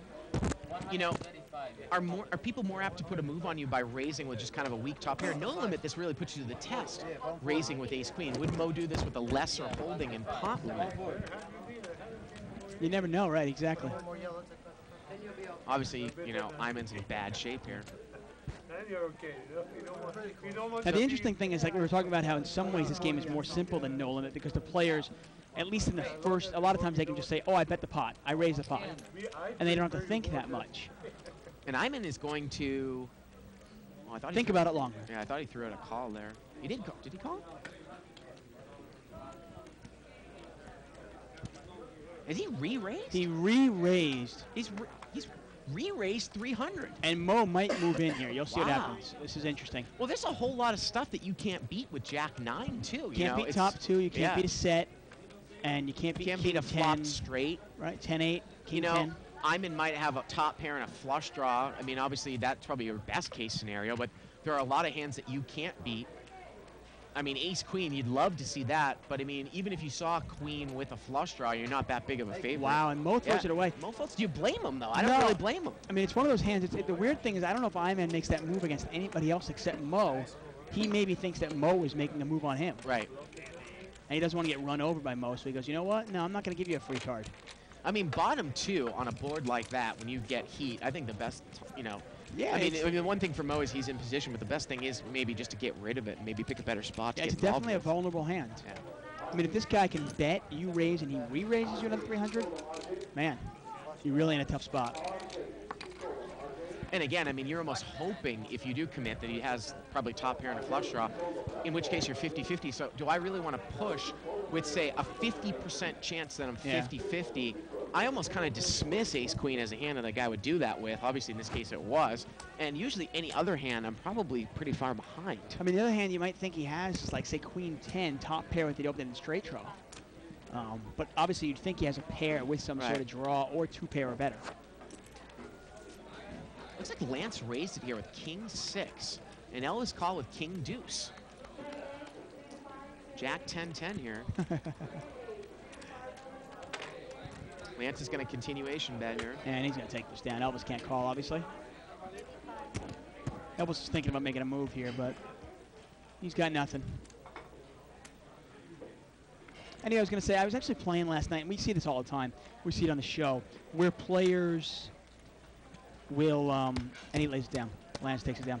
Where players change the size of their bets in no limit according to what they have. And I was actually playing with a guy last night where literally he never raised the hand smaller than ace king. Okay, if he had ace king, he would make it $20 or $30. If he had like a king jack or something like that, sometimes he would make it just 20. And we're talking about a 5-10 game. Yep. But if he had a big pocket pair, he would make it somewhere between 50 and 70. And he gave away so much information by doing that. And in some ways, playing no-limit cash games will benefit the better player even more because it gives you one more spot if you're a weak player to screw up on. Garland's got king 6 of spades he's not going to enter. And this one gets folded to Mo. Yeah. He's going to take it down.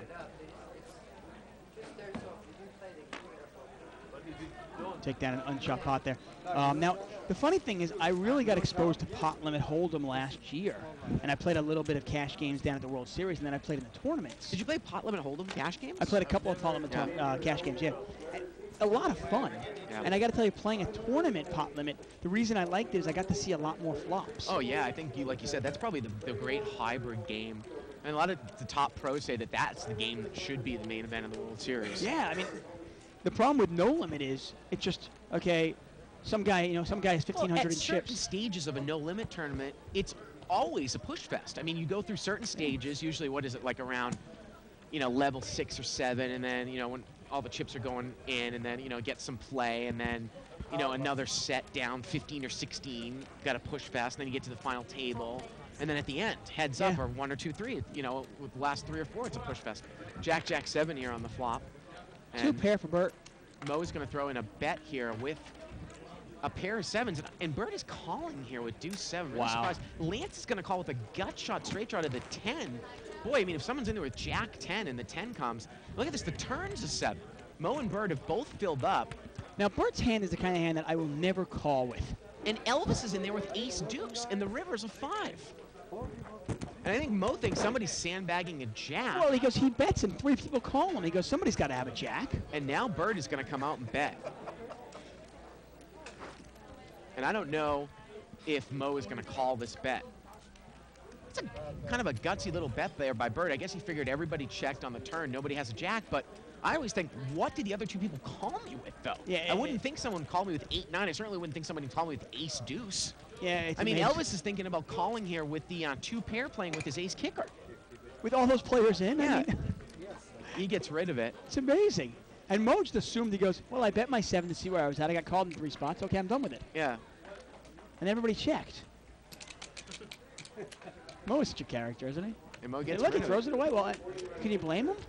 I don't understand the call there by Bert on the flop. I mean, what are you really looking to hit? Like you said, when you've got a pair with a paired board that's higher than your pair, the deuce is no good. Yeah. And normally the 7, can't play it strong. I mean, Bert took the initiative to play it there, but there's nothing that's going to improve your hand when you have bottom pair of a higher paired board. You got to pick your battles. I mean, we Unless actually, you make running quads. you right? and I were in a hand once where, sure enough, the flop came out something like 10, 10, 8 or something like Right. that. And you bet your 8 right into the flop. And I had 9, 8, and I looked down and I go, I go, forget it. I don't need to pick this spot. You know what I mean? Right, right, Because I know you'd also bet a 10 there. right. So that's not the one I'm going to fight. King Queen suited here for Mo on the button. And he's going to raise. So, the pot limit is the same. It's still the game of Hold'em. It's still poker, and you still want to put more money in with a premium hand in position. Yeah, I don't mind building a pot there. Out of position, I don't really want to build pots. Mo calls him. Amazing there.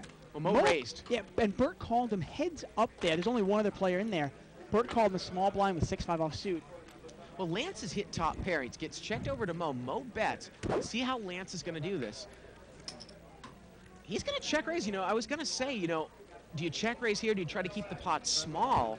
If Mo calls you here, boy, you're in a world of hurt, right? Out of position for the rest of the hand. Of course, you can also build this pot now. If Mo's got queens or kings here, you're in a lot of trouble. Hard to give Mo credit for so much, though. He did raise on the button. Steering Well, if Mo does hit his queen, it's no good. I don't think that Mo is going to continue on here. No.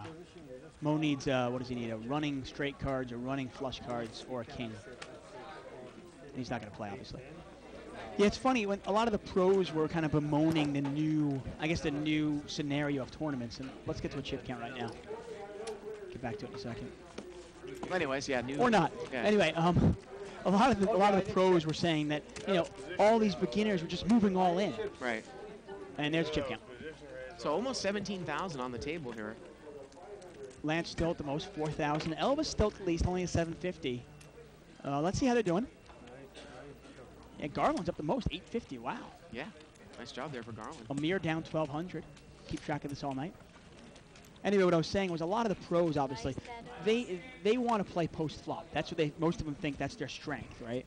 They don't want to put a lot of money in pre-flop unless they've got aces, a Right. huge hand. And pot limit allows that.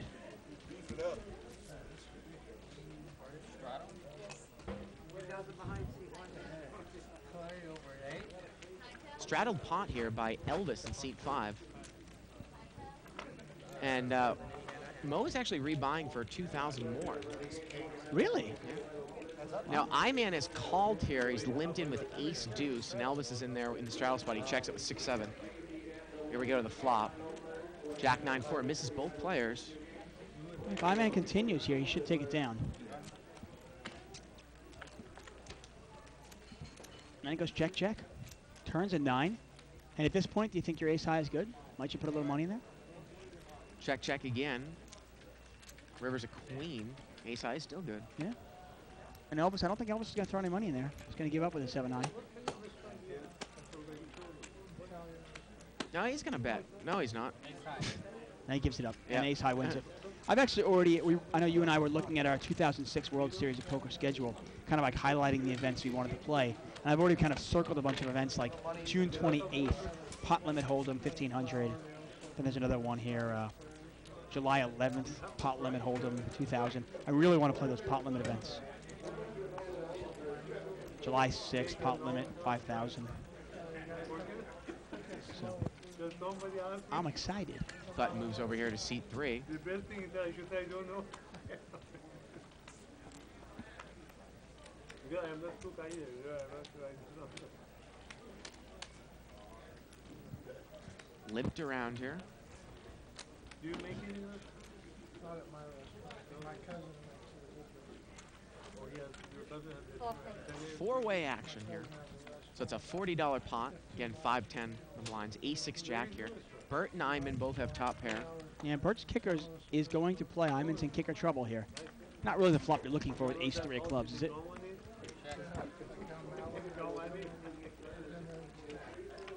And Bert's going to bet 40. See if Iman gets involved. Now, Iman had limped in with ace-deuce offsuit last time, and now he's in there with ace-3 of clubs, and he makes the check call. If you go there, I have a guy I know there. I could tell him, go to him if you need something. Turns a 5. And once again, Bert is going to win this hand unless Iman gets real lucky. Well, you've check called once. Now the guy continues to fire. I mean, this is the worst spot you can be in there Terrible. with ace rag. Why do you want to keep putting more money in there? Exactly. Even if the board pairs, Yeah. Bert's kicker will play because the 5 and the 6 out there. Iman needs a 3 and only a 3 to win this hand. And all you can beat is hearts. And he's calling again. $100 bet. Here we go to the river. The river's a queen. And now I think Iman's going to come out and bet. He's going to represent the hearts. He's going to throw a little kind of a blockish bet. He bets 150 into about a $400 pot. And the funny thing is, I think it was kind of a blockish bet because he doesn't want to get faced with a big bet. Yeah. The funny thing is that Bert might have checked behind with the ace-9. Well, what can Bert beat here?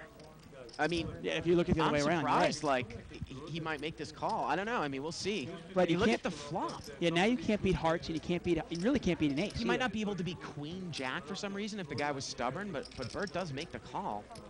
And he's going to win this. The 9 plays. You take your best 5 cards and hold them, whether it's pot limit, no limit, or limit. And Bert's got a pair of aces, queen jack 9. While Iman's got a pair of aces, queen jack 6. I mean, I got to tell you, I mean, you look at it and you're like, oh, it's a good call by Bert. I don't mean to get on the guy, but I just don't see how you can call there on the river. Yeah, no, How do you call that on the river? I happen to agree with you. The only thing you can think of there is, and I'll just throw this at you. The player you were playing against Yeah. was just check calling the entire way. Now he hits his hearts, and he bets 150 into a $400 pot. Well, yeah, but I see that all the time. I mean, we talk about betting patterns. Usually that means that somebody's made a hand. You know, they're very scared to overbet because they don't want to get a call. But the point is though, ace-9 can still only beat ace-rag. And you look at it, Well, like, let me ask you he's this. going to check call, Is check there call, any check way- call, and now he's going to bet. I'm with you on that, but what does it smell like when you start thinking of the hand there, when the guy bets 150 into a $400 pot? Now, if he made his hearts, wouldn't he bet more like $300 or $400? My only thought is, if he bets 150 into a $400 pot, what does it smell like to you? Probably smells like an ace, right? Kind of a blockish bet. I'm Yeah, not I mean, saying it it's could a be good a call blockish or bet, not. but I think a lot of people might bet that amount when they make their Yeah. flush opening in a call as I well. mean, my only thought is, Bert was getting almost 4-1 on his money. Could Iman be doing that with, say, ace-3 or even ace-8? Say 1 out of 4 times. I don't know. Checked around here, was limped around, turns a 5.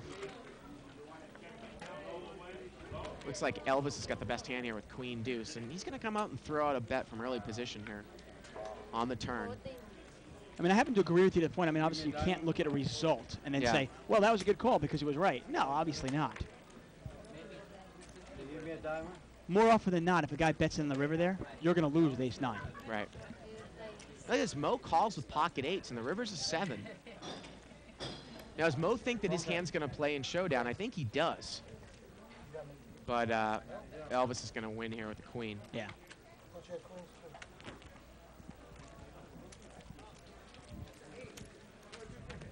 Again, you can email us at live@thebike.com. Questions, comments, suggestions.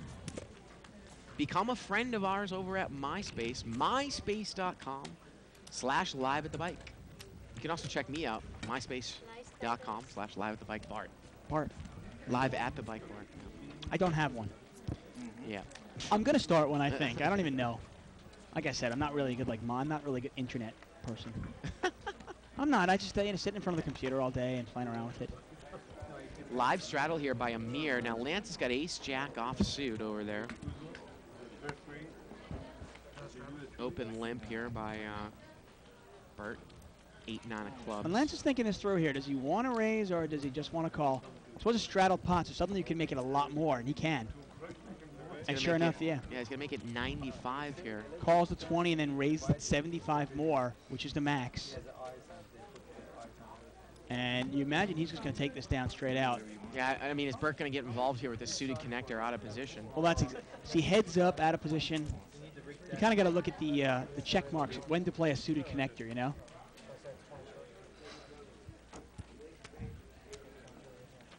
And he's going to call.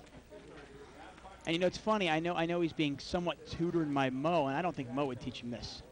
There's a lot of stuff that Bert does that I kind of wonder. It's kind of kind of from left field. Yeah, you don't see Mo doing it Yeah. all. Here we go to the flop. King, Jack, Deuce. Well, Lance has got second pair there, and Bert really hasn't flopped anything. Bert's got nothing. But even if Lance missed this completely, I mean, as long as Bert misses, it's going to go check fold. Yep. I mean, Bert was only in there for $20. You're going to put 75 more in there? I mean, a suited connector like that, I want to see it multi-way, and I want to be in position. Or I really want to be against somebody who I know if I hit my hand, they cannot get away from it. Right. Obviously, that hand is very, very difficult to play out of position. I mean, if I'm playing against a guy like Alan, say, that's Alan from our normal Wednesday shows and Friday shows, and he's got kings or aces, and I hit trips or I hit two pair, there's no way Alan's getting away from it. Button's going to move over here to Garland. He's up good amount of money. Hasn't played many hands. Which is somewhat speculative because I think Garland should play more hands. We haven't seen him at this level in a long time. But, I mean, there's a couple hands that he really should have been in there with from back position. I think so. I mean, he's a smart enough player that he can play a little more post-flop. Limped around here 3 ways. 6-3-3. Now, Bert's got the best hand here with pocket fives. See if he fires out here. He's in position. Yeah, it's not a bad flop at all for fives. I think he needs to bet this, and he does. Bets 35 here. Now, is Iman going to take one off? He's got a gut shot with overcards. I guess the answer is yes. He needs a 4 or a 7, actually. A 5 would do nothing for him. Turns a 6. Boy, at this point, you start figuring, like, what did the guy call me with? You got to wonder. Well, I mean, he checks behind on the turn. The river's a deuce now. Well, that's really scary, because now you look at it and go, you can't beat a 6, you can't beat a 3, and you can't beat 4-5. Yeah. If Iman puts any money in his pot, he wins it, and he just gives up. The fives are good there. You know, it's really what separates the best players from just, you know, so-called average or good players. Right. Reading the board, taking opportunities to bluff in specific spots with whatever the texture of the board is. I mean, the other thing you always got to run through your mind is that people think that they're cagey and they might check a 6 there on the turn. Definitely. You know. I mean, if you think maybe that Bert was betting with, say, 7-6 or 8-6, and then he made full house, and so he's kind of inducing the bluff. Okay. Pocket queens here for Amir in the small blind. But it is really funny. On the river there, Bert really can beat absolutely nothing that most people would call with on a flop. And this is a great spot to raise it up in the small blind. Yeah. A lot of money in that pot already. He can probably make it about, I want to say, $65 or $75. Actually, he can make it $75. And that's what he's going to do.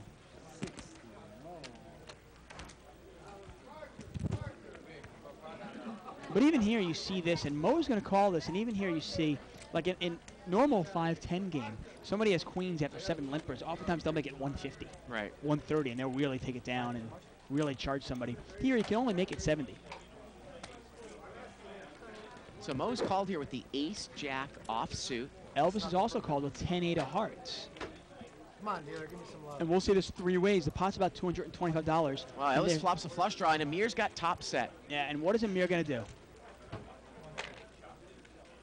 110. He's going to bet 110, which is a little small bet. Let's see, is Mo going to sniff this out, thinking he's weak? No. Oh, wow, Mo's going to raise. Well, his sniffer's not working. No. 300.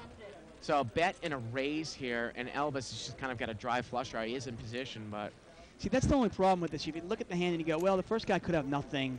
Maybe Mo's got the queen. I could be getting 2-1, but the problem is, if Amir's got nothing, he's going to throw his hand away, so I'm not getting 2-1.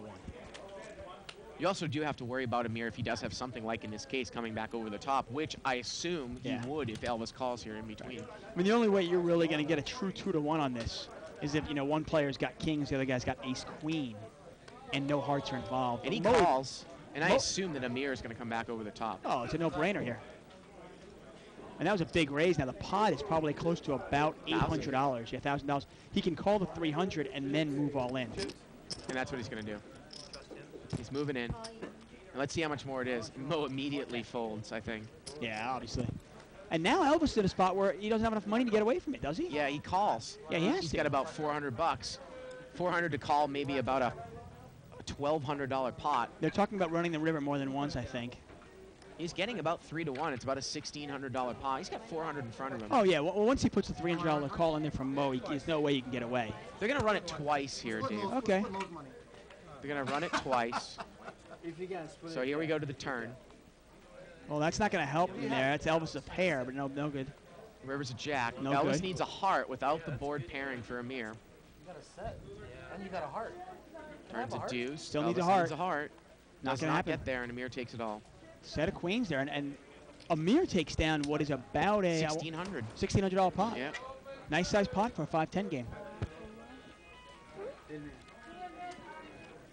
Now, it's funny, we played pot limit, I want to say, a couple of Fridays ago. Instead of 10-20 on limit, we played pot limit. And with that cast of characters, the game actually played really, really big. I mean, we were talking $40,000 We only on the played table. 5-5 that time, too, right? No, it played 10-20. They moved it up during Oh, the show. okay. But the cast of characters that were in there were, such as, Barry Woods and, players like that that really will gamble up. Right. Now, this cast of characters, obviously, have got a lot more tight players on the table. Button's going to move over here to Amir. And, take, We're almost halfway through the show here, Dave. yeah, take Allen out. So you were saying you played today and you weren't real happy with the way you played? What happened? Yeah, I kind of played like a jackass. I was getting Jackass! I was getting a little frustrated with sometimes people coming kind of back over the top of me. It seemed like every time I had something. And I kind of took a stand kind of in the wrong spot. I got you, okay. Well, when you're recognized as a pretty good player who's rational, Yeah. you have to understand that people will take a shot at you once in a while. And I guess you I thought they actually were. folded a set, Dave. Did you really? Yeah, I'll tell you Not on the the flop. situation. Yeah, on the flop. I'll tell you the situation in a second. Wow. I'm gonna raise here by I-Man, or excuse me, by Garland with ace-queen. I-Man calls. Now Bert limped in with 10s, it looks like, under the gun. Is he gonna pull the limp re-raise?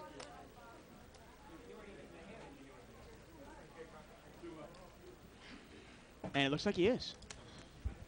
Yep. 45. Now, it's against the right player 'cause I don't think Garland's going to call this with ace-queen.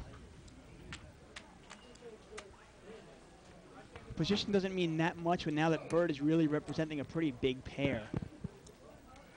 You've got to know that if you don't hit the flop and hit it pretty strong, Bird is probably going to be betting $400 or $500 on the flop. So in this case, it's one of those funny things, like, even if Bert just had 10s, you're only going to get to see 3 cards. Yeah, Garland's gonna easily get away from it. I assume that I-Man's gonna get away here with Jack-7 of diamonds, Yeah. and he does. All right, I'll tell you the situation. Actually, I Go. didn't tell you this about. Do you know Korean Peter? He's one of the real Oh, yeah, tightest tight. guys. Oh, yeah. The flop comes out. Guy had raised in the cutoff to 30. I called on the button with pocket 5s. Right.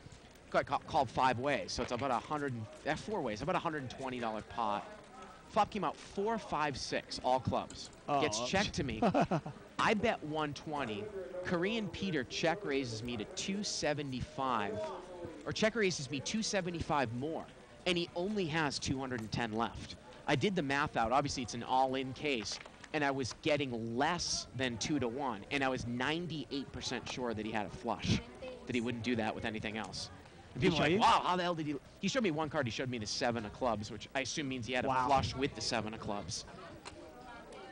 Got a raise here by Ali with pocket jacks, which just means that he actually has redraws to more outs to beat me. Yeah, I mean, the worst hand he could have had, and Peter will make this move occasionally, Yeah. only knowing, and this I'll throw at you, Peter, that's the worst hand he could have, Right. would be something like 7-6 with the 7 of clubs. Is the worst hand he could have, which means top pair Right.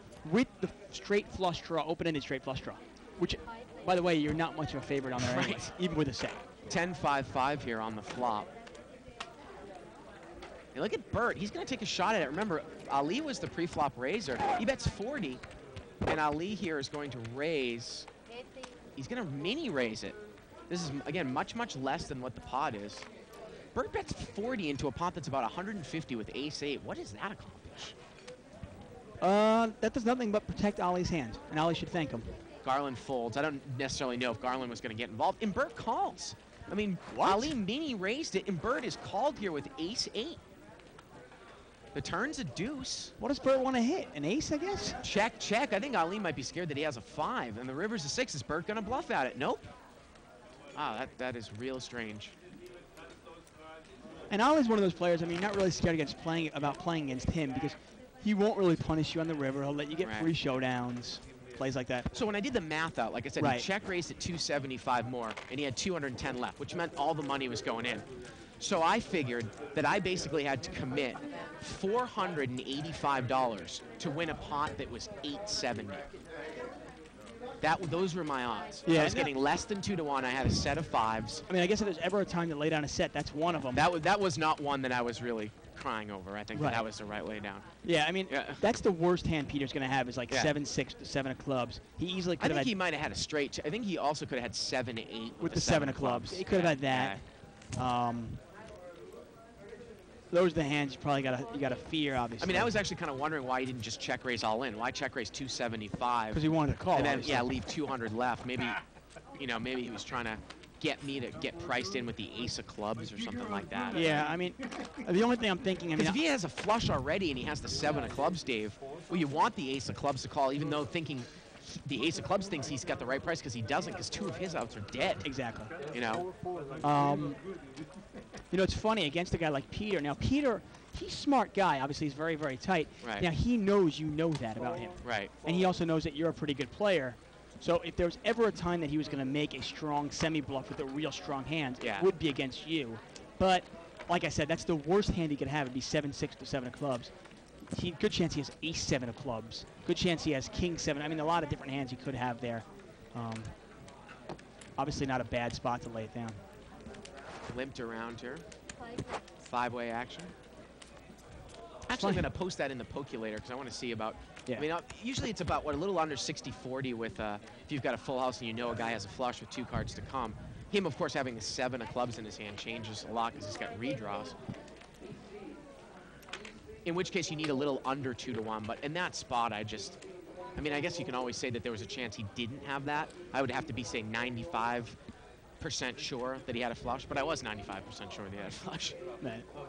Now look at this, Bert bet and Iman called with ace-10. Wow. And Bert is going to continue to fire. But Iman's picked up a spade draw and he calls. Someone needs a 10 or a spade. River's a 3, and this one's going to get chopped up now. Yeah. Or a 3 or a 7 to chop it up, like I was saying. Yep, check, check. Couldn't quite pick out, but Bert bet the flop and Iman called, or if I guess, I don't know which one makes more sense. If Iman bet the flop and Bert called with a red ace-jack, or if Bert bet the flop and Iman check called with ace-10. Yeah, either Which way. one makes sense? Neither really We makes a always lot of talk about sense. it. I mean, Yeah. you can bet with any 2 cards. Right. But if you're calling somebody, you should have something. Yeah.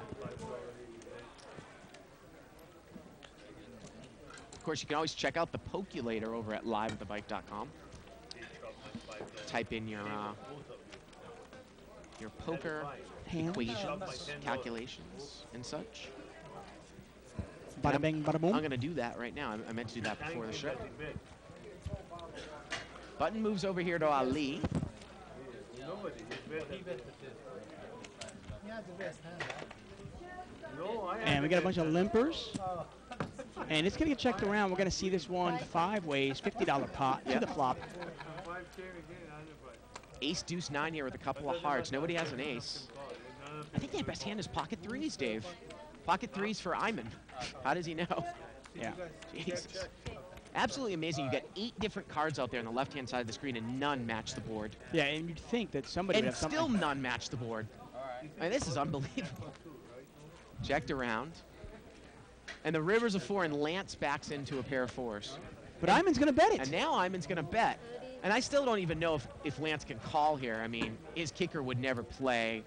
There's nothing he can really beat out there except a deuce. But he does call. He throws the call in there. And You Garland, know, this is, I always wonder sometimes, I don't, it doesn't necessarily make a lot of sense. I would assume that Iman thought that his hand was too weak to win at showdown. That's why he bet. But at the same time, the way that hand played out, you might just check it down there in your second to last act. It could win at showdown. it might. I mean, the only thing you're thinking there is you are literally betting just to get a 4 out. Right. That's it. Yeah. I mean, unless a really, really tight player has a 9 and throws a 9 away, but I doubt that's going to happen. Yeah. Once again, we're live at the bike, folks. I'm David Tuckman here with Bart Hansen. You are watching Pot Limit Hold'em. Blinds are 5 and 10. We had a post here by Arvin asking how Adam ended up at the end of the night last night, and he ended up about $20,000. Yeah, he lost that prop bet to Jonas, obviously. That was fun. And that pissed him off because he was bluffed out, and he lost $500 on top of being bluffed out. Yeah. And then he picked up his 17K and went home. Yeah. Garland with pocket kings. Amir with 5-4. And Garland is going to raise here. Amir is the he limped, I believe. No, he's the straddler. Yeah, Maybe he's not in the hand. And Amir's out of there. It's kind of funny that Garland's trying to figure out what he can raise, and Amir just goes, you know what, forget it. Right. I'm folding. Take it.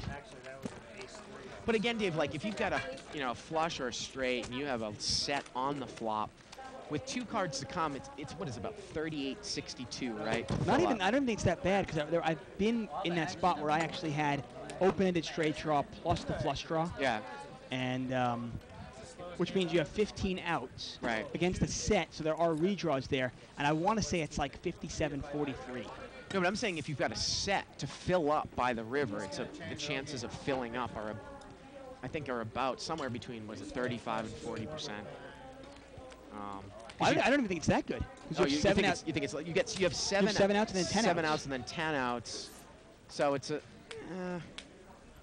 It's probably about the same as a straight draw, which is probably yeah, it's closer. probably about 35, 34, 35%. Yeah, something like that. Okay, you're right. That just makes me feel a little bit better about the laydown because, like I said, I wasn't quite getting 2-1, and I thought he had a flush. And the fact that he had the 7 of clubs also means he's got redraws. Yeah, I'm going to take a look at a new setup here. and it certainly sounded like he wanted a call. Yeah. You know? Now, that one did not phase me at all. You know, there are players you don't mind going to war against. Korean Peter is not one of them. No, yeah. You know, we talk about knowing the players and knowing who you're playing against, and it's so important. Button moves over to Garland. Small blind is Dr. Beebe. Big blind is Amir. Iman is under the gun. Mo is being touched by a man.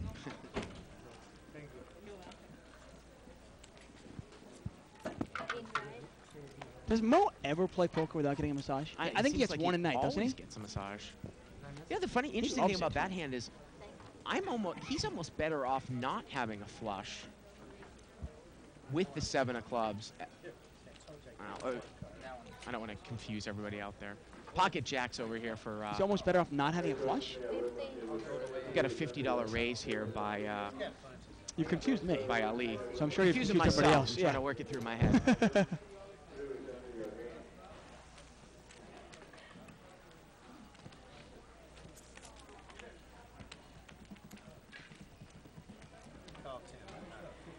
Yeah, me too. 50 total here for Ali. Yeah. And Elvis called it. Smooth called here with ace-4 of hearts. Amir's not going to call us with queen-4 offsuit, is he? Well, he likes the action. I mean, he likes to play a lot of hands, Dave. Yeah, he does. That's the kind of hand, I mean, you're at a position with a hand up and down offsuit. That hand to me just has zero value. I mean, if I'm in the small blinds, I don't even complete with that hand. Right. And we're going to see this heads up here. $110 pot. King 9-7 here. Well, Ali's facing an overcard, but he's in good shape, and I think Elvis is going to get away from it. He's hit nothing. Ali puts a little money out there. I always love that when I don't even finish the bet and my opponent's folded. Yeah. And I see you're checking out the Pokulator on liveatthebike.com. Yep. If you want to check out the Pokulator, it's actually go to liveatthebike.com. On the right-hand side, there's the Pokulator. Get a chip count coming up here in a Chip second. count here in a second. Anytime you want $5, $10. And now we have over 21,000 on the table. Elvis is up to 1,000. Lance up to 4,400. Ollie's been a nice comeback up to 3,200. I know he's rebought for a bunch. Let's see how they're doing. Bert up $1,200. Wow. And Lance is up 900. Ollie is still a big loser, and Elvis is also down 1,000. And we'll keep track of this the whole night. Yeah. Got a raise here by Bert to 25. Now, it's funny, you're putting in the Pokulator cards, but you're putting in I'm assuming one of the cards has to be the 7 of clubs since he showed you that one. Right. Right. But I'm trying to figure out what you need to get, though, to fill up against a flop flush without the 7 of clubs. Oh, I see what you mean. Yeah. And I'm in calls. So he had that, opening raise to 35 by Bert in early position, pot limit. 7-5-3 here. Well, a couple of straight draws. Amir and Ayman have a gut shot to the 6. Now, it's funny, though, if Amir hits his 6, it's better than Ayman's 4. exactly. Yeah. Talk about reverse implied odds. If Ayman were to call this, take one off and catch the 6, he could lose some money to Amir. I don't think either player are going to call, and they do not. Apparently not. No, but there is, it's few and far between a day that I'm usually going to, muck a set to an all-in. Basically what is an all-in on the flop, Dave. But, right. There are selected times when you don't necessarily think you're getting, when you pretty much know. Well, if you're playing against a player you know will not commit his chips without the nuts, or say really, really close to the nuts, you can safely throw away big hands. Right. It's all about knowing the players you're playing against. Hey, if you want to email us at live@thebike.com. We really do appreciate it. Try to keep the show as interactive as possible. Keep it fun for us and you. Button moves over here to seat number 8. Ace-3 of diamonds here on the button for Amir. Kind of a quiet night for action-wise, huh? Hasn't been that much action. Ace-Jack suited here for Elvis. I think a game like this is just Garland speed, though. Yeah. He likes this. Not too much action, not too much pre-flop raising.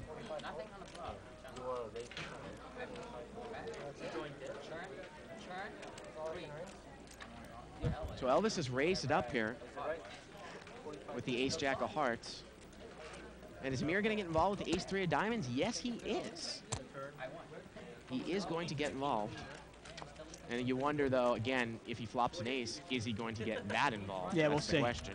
Now, Lance is also called a hand that we just talked about before, dominated King-Queen, but in this case, he's actually in pretty good shape. 3-player. So three-way action here to the flop. And there's his king. King 7-10. Look at Amir's flopped the nut flush draw. Yeah. And it gets checked around. Lance did not bet on the king. The turn's a diamond, and Amir's got the flush now. And now Lance is going to come out and bet, figuring, someone who probably would have bet a flush draw. Now, this is the exact case where, now in a no-limit game, oftentimes Amir would just smooth call this because he wants to trap his opponent. Right. Well, if you just smooth call here, you cannot bet that much on the river. You almost need to bet. You need to raise this to build yourself a pot. So that you have the opportunity to bet more on the river. Exactly. I mean, unless you're just happy winning a small pot. Lance obviously is drawing dead. And it looks here. like he is going to raise. And he's going to mini raise, and that does exactly what you want in this case. Now, obviously, this time Amir is raising with the nuts. But wouldn't Amir ever make this move thinking Lance is making the move? Remember, it got checked around the flop. He's mini raised here. Lance is drawing Stone Cold Dead, and Lance is going to call. Always nice to have your opponent call, drawing Stone Cold Dead. But a $400 pot to the river. Oh, wow. Oh, the that's river's trip a kings. king, and Lance has got trip kings, but Amir's got the flush. And it's still just a bluff catcher. You can't really beat much. That Amir would bet, that is. And Amir's going to bet 350. Does that king, does it really change anything? No, it really doesn't.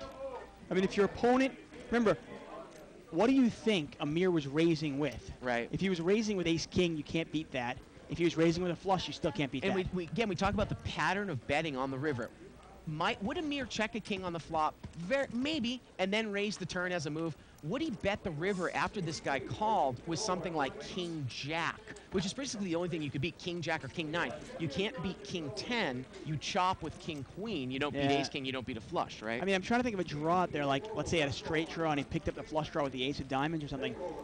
But if you look at other hands Amir might have, would Amir slow play a set? Well, Amir does do that once in a while, and you can't beat a set either. Basically, anything that Amir would raise within the turn, the king doesn't help you. Yeah. Changes nothing. So Except a lot it makes of it times, harder to fold. yeah, exactly. It makes it so that you call on the river and lose more chips. Exactly.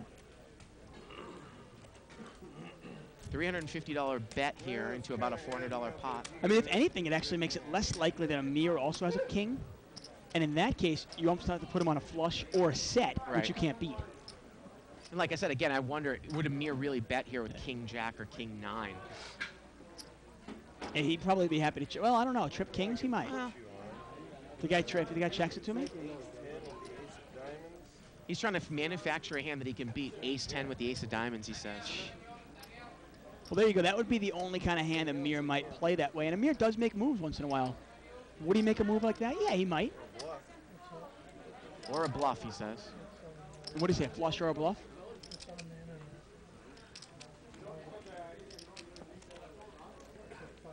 And the funny thing is, by Amir raising the turn and not waiting for the river, he's built himself this now, and he can bet 350. Pot is now 700, 350 to call. Well, Lance is really taking time with this one. Yeah. He's thinking it through. I think he thinks he knows he's beat here. He's just trying to talk himself into it, I think. Look at it. Look at Ollie. What you got there, buddy? And Lance lays it down. It's a nice laydown. And obviously, it makes it more difficult to lay it down when you pick up trips, but you've got to understand with the texture of that board and the way that that hand played out that third king really doesn't do anything for No, your it doesn't. hand. Hey, You off know? subject here. One of the most uncomfortable things I've ever been involved in. Have you ever been in the bathroom, a men's bathroom, and you're at the urinal, and some guy's like talking to you?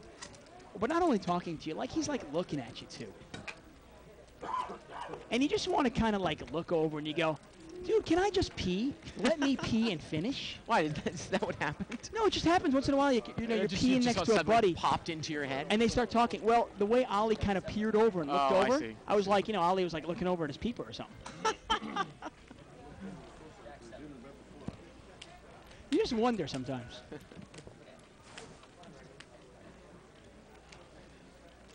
Fold it around here to the button. And I'm in limps. 11 and 3. 11 o'clock at night. Limped around. Yeah, from 11 until next. Three-way action here. 10, 9, 10. It's missed everybody. It was limped Well, around. I mean, 2 pair for Bert. Bert's got king 9. He wanted to know what he has. Every 3 hours minus an hour. He's going to take it down. I mean, I just think there are some places that should kind of be sacred. And, I'll talk to you after I leave, okay? Nice play, whatever it was. I told him you have a plug. Very tempting to call. I kind of see what you mean. Thank you. I appreciate don't that. like public bathrooms. I don't want to get harp on this subject too much, but Well, it's not a public bathroom. I don't mind peeing in public. That's so fine. right. But Okay? I'm It's just a matter of, I don't need you to talk to me while I'm peeing, okay? But I thought you have a plug. I just, remember when we were younger, people used to like congregate in high school in the bathroom? Like that is not a place I want to congregate. Well, that was only because, the bathroom is kind of a safe place to perform other things. Not gonna tell you what. Like shoving someone's head in the toilet or smoking, Smoking. doing drugs, Yeah. that type of stuff, right? Yeah, I see. Speaking of drugs, April 20th, right? Ace-Jack offsuit for seat 3 Ollie, and Ollie's just going to tap the table, see a flop. We're going to see it 5 ways, $50 pot. And he hits a jack. Jack 10-7 here with a couple of clubs, and he's got the ace of clubs in his hand as well. Elvis is open-ended with queen 9. 50. And Ali checked, Betting and 50. Elvis is going to bet here. Now, is Ali going to check raise? Man, that's a dangerous flop to check raise with ace-jack, isn't it? I mean, He's just going to call. yeah, I mean, remember, it's a limped around pot. Elvis could have anything, right? Turns at 10. And it's getting uglier and uglier. I mean, you can't beat a 10 now. You can't beat 8, 9. 100. Elvis bets 100, and Ali quickly calls. Now, oftentimes what I'll do in that is I'll just check call, and then I'll just actually put a little bet out there. And the river here is a jack. Well, that's a good card for Ali. Yeah, that's pretty good. And he's going to check to try to induce a bluff here, I think. He's checking to induce a bluff. Obviously, you know, he's got top full house here. And look, he's trying to make it like he's going to fold. And is Elvis going to go for it? But the way that Ali played this, I guess it's either a flush draw or he has a And jack. that's a physical tell. I mean, if we get a look at Ali there for a second, Yeah. we can actually the massage. But you can see, and there, he just checks it down. Yeah, Elvis just checks right behind him. He doesn't fall for the trap. But it's like the opposite tell. You know where people actually are holding onto their chips, like they're going to call you? Right. Well, that's the time to value bet. Because oftentimes when they have their hands in on their chips, they don't want you to bet. They're threatening to call you. Okay, and there, obviously, Ali is threatening to fold. Hey, I hate my hand. Here, I'm going to lay it down. Button moves over here to Bert. So he's in this thing out in the pokulator. Yeah, it's almost kind of like a flush draw with the full house. You know, if Right. you're beat with a straight or a flush and you've got a set, you need to get about 2 to 1 in pot odds. Now, now, the one thing you said, now, if this guy had 7-8, if he had a straight already with Yeah. the 7 of clubs, okay, not only did he have you beat already and you needed to hit your full house, but he had redraws to the straight flush. Right. Option. The only thing I Now, said, even if he has pocket sevens with the 7 of clubs, I don't have a club in my hand. It makes no difference. no, it makes no difference He's at all. open-ended with the straight draw and a flush draw. He actually has more outs there, too, because he can catch a 7. Right. Yeah, yeah. He's got 2 more outs. Jack 3 king here. You know what I mean? He can catch an 8, a 7, a 4. But obviously, in that case, though, I mean, I would be getting the right pot odds to call. right, in because that the pot case. obviously is laying you. Right. You're actually a little bit ahead there. Right. And I'm getting a little under 2 to 1. But again, I mean, it's a kind of a, He you know, could have had, actually, that's a hand he could have had. He could have had 2 7s and a 7 of clubs. Yeah. Hey, I got to tell you, you wouldn't commit all your chips. Remember, he only had $500. You wouldn't commit all your chips. The board is 4, 5, 6 of clubs, and you've got 2 black 7s. I'd go to war with that hand. You know what I mean? I'll take my chances. Even if you have a set, I'm only like a 43, 57 no, dog. I totally agree with you. Okay. But I'm saying, though, is, again, like I probably have to put him on that hand more than, say, 15% of the time. Yeah. I don't even know if really there's that Look at case. that. We just punched it in there. about A set of 50-50. 5s Right, against 2 black 7s with the board of 4, 5, 6 of clubs is even money pretty right, much. right. But again, I would be getting about, you know, a little under. And that's 2 to probably 1. one. That could be just about as bad a hand as you could have. Right, right. Actually, the more I think about it, that's the hand I think he had. I'm telling you. I'm going to ask him. I'm curious. Seat number 5 is going to raise here. Ace King offsuit. He's going to make it 50 to go.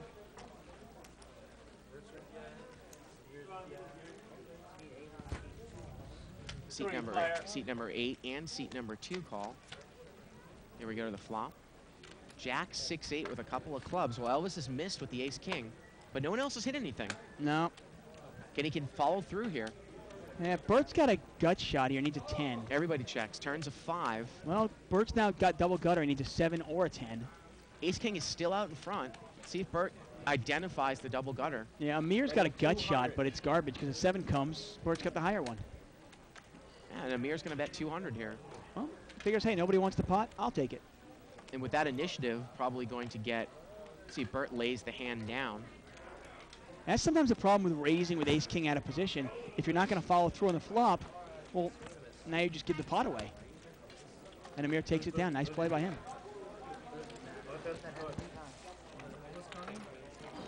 Well, this is what I was going to say here. And again, I'm trying to think of why I was going to say it. With 8 of diamonds, 7 of clubs. Oh, I know why I was going to. Oh, now I don't. Damn. Damn, Sorry. damn. Bart I is see. this is perfect commentary, folks. No. Bart is a poster child for don't do drugs, folks. Now I know what I was going to say. I would actually rather have him have a flush, a flopped flush, than have 8 of diamonds, 7 of clubs against my set of 5s because he actually has additional redraw outs to the flush. Oh, I see what you mean. You want to, right? Well, There's look, one club out. well, it makes no difference if it's a made straight or a made flush. It means nothing to you. You still Right. need a full house, of course, Right. obviously.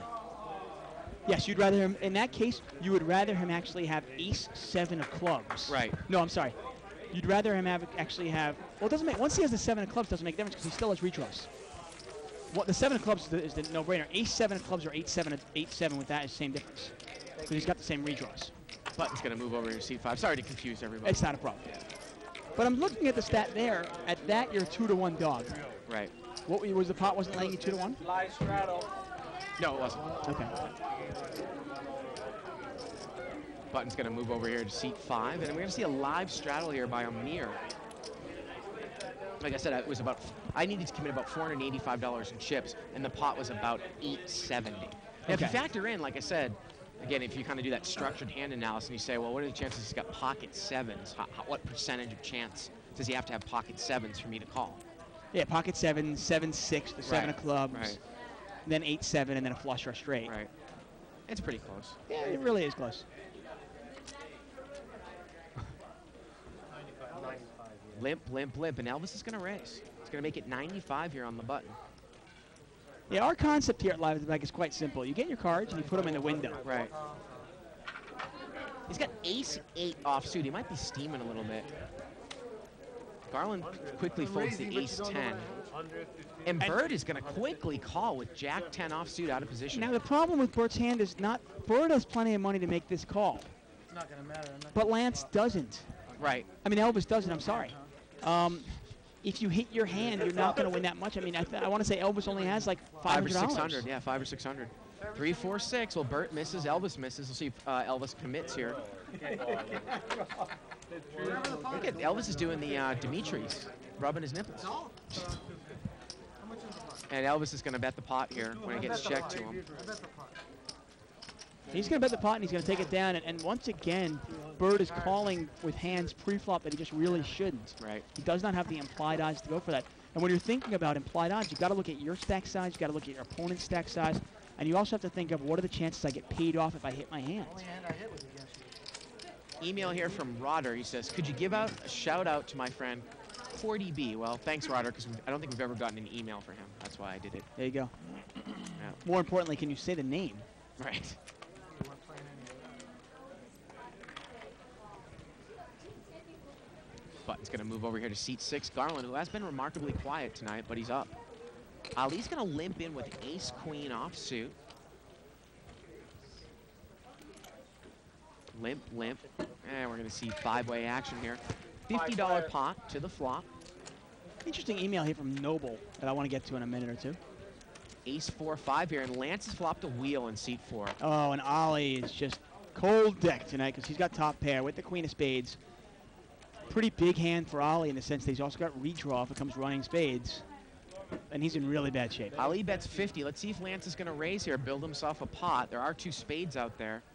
I mean, I think you immediately raise this. Nobody would put you on it. Yeah. You don't want a spade to come off and kill your action. 175 total. And he raises it up to 175, like the raise. Yeah, and if you want to build yourself a big pot, you got to put the money in there. I really like that raise with 2 spades out there, especially with an ace out there. You assume that Ali's betting his ace. Now, again, you know, Ali's... Ali folds. I was going to say, you know, Ali might just kind of go into kind of check call mode like he often does. Now, the funny thing there is that if Ali was tilting like we often see, he'd almost like come back over the top, willing to commit thousands of dollars. Not that he would have thousands if he's tilting, because he probably just did a rebuy. That's a great laydown. But, yeah, I know. But he might have, say, like 500 or 1,000 that he would probably just shove in there real quick. I mean, do you lay that down? I don't know if I lay that down so quickly with ace-queen with the queen of spades. Man, that's a heck of a laydown. I mean, I got to tell you, I like the way that Lance played the hand by raising immediately. Yeah, okay, email here from Noble here. Let's get no limit, hold'em versus fixed limit, okay? And he says, hey guys, I played strictly no limit and pot limit for the last year and a half. But prior to that, all I ever played was fixed limit. He says, I agree with Tuck that in no limit there's a much larger difference in advantage between the skilled players and the less experienced players when compared to fixed limit. And I'll finish this in a second. Look at this. We saw this Go. move last night. Mo is raised under the gun, and Bert has called him in second spot with ace-9 offsuit. Iman is in there with jack-8 of clubs. King, jack-10, rainbow. Mo's got top pair. I mean, we saw Adam. I mean, Adam called Jonas in position with ace-9. He really hit a monster flop. It was a terrible call. He got Yeah, lucky. it's a very, very, very, very loose pre-flop call. But I mean, second to act, you call Mo's under the gun raise with ace-9. It's also, I mean, why do you want to? You really want to get into a hand with a crappy hand against Mo? Mo bets 110, and is Bird thinking about making a move? Yes, he is. No, he's just gonna call. He just calls With ace-9? with ace-9. I guess he figures, you know, If the He- queen he- comes, he has a well- gut shot. He has a straight. yeah, it's. Hey, if a queen comes, he has the 9 to ace straight. Does he get an extra points for having a 6-card straight? Turns a 5. And Mo is not going to go easy on his protege. He bets again. No, he realizes that, I mean, the board is somewhat, his Yeah. hand is vulnerable to the board. If a queen were to come off, the board pairs. If an ace comes off, he has no idea where he's at. Even a 9 comes off, right? And Bert throws it away. I don't understand the call pre-flop. I don't understand the call on the flop. No, me neither. Okay, anyway. He says, I agree with Tuck that in no limit there is a much larger difference in advantage between skilled and less experienced players when compared to fixed limit. Okay. But because the edges are smaller in fixed limit poker, it can be argued that it requires more discipline and skill to beat the game because every edge must be exploited consistently to really excel at the game. And I actually agree with that to a degree in the sense that, yeah, if you really want to be a successful limit hold'em player, you have to be tremendously patient, tremendously disciplined, and obviously very skilled because you have to take advantage of those small edges. Having said that, though, I just think the money is easier in no limit. Absolutely. And you can exploit the weaker players so much easier in that game. Email here from Adrian Belusco. He says, why do they run the turn the river twice? Again, of course, you can go over to Live at the Bike and check out As Seen on Live at the Bike for an explanation and definition of some of the terms that we use. Now look at this. Lance has limped in here with kings, and he is not going to get that pot building limp re-raise, so we're going to see this 6 ways in a limped pot. Queen 8-5 with a couple of clubs. Looks like he's okay here. It doesn't look like anyone Yeah. really has much. Well, Bert's got the nut flush draw in seat 2. Now, Bert is limped under the gun again with ace-6 of clubs. Kind of real tough spot. And that's the kind of hand that I don't mind playing hands that are drawing hands in position because I Right. can manipulate the pot and the betting the way I want to in the draw. But out of position, it's really tough to play this hand. And he's going to check call here. And might you throw a bet in there if you're Bert on the turn? Try to control the pot here. Now he's got an open-ended straight draw Well, as well. now, I mean, he could either check raise or bet here. He could check raise big here. Yeah, I like the bet right out there. Well, if he's going to check it, I mean, it's a $150 bet. I mean, Lance, he didn't raise pre-flop. In this case, he only has one pair. He can't necessarily take a lot of heat. And Bert is just going to check call again. Yeah, that's probably my least favorite of all the moves Yeah. you can make. And the river's a 3, and he totally misses. Yeah. I mean, I think you either bet right into Lance, put some pressure on him, or like you said, you can check raise. Obviously, if Lance calls you, though, you're in bad shape. But you've got a lot of outs. And in this case, he had a ton of outs. Now, here's always the issue. Do you value bet a little here with one pair? And he does. He bets Yeah. 200 on I the river. like it. I like the bet. overpair, yep. Yeah, Bert, I mean, Maybe again, get I called don't, by a queen.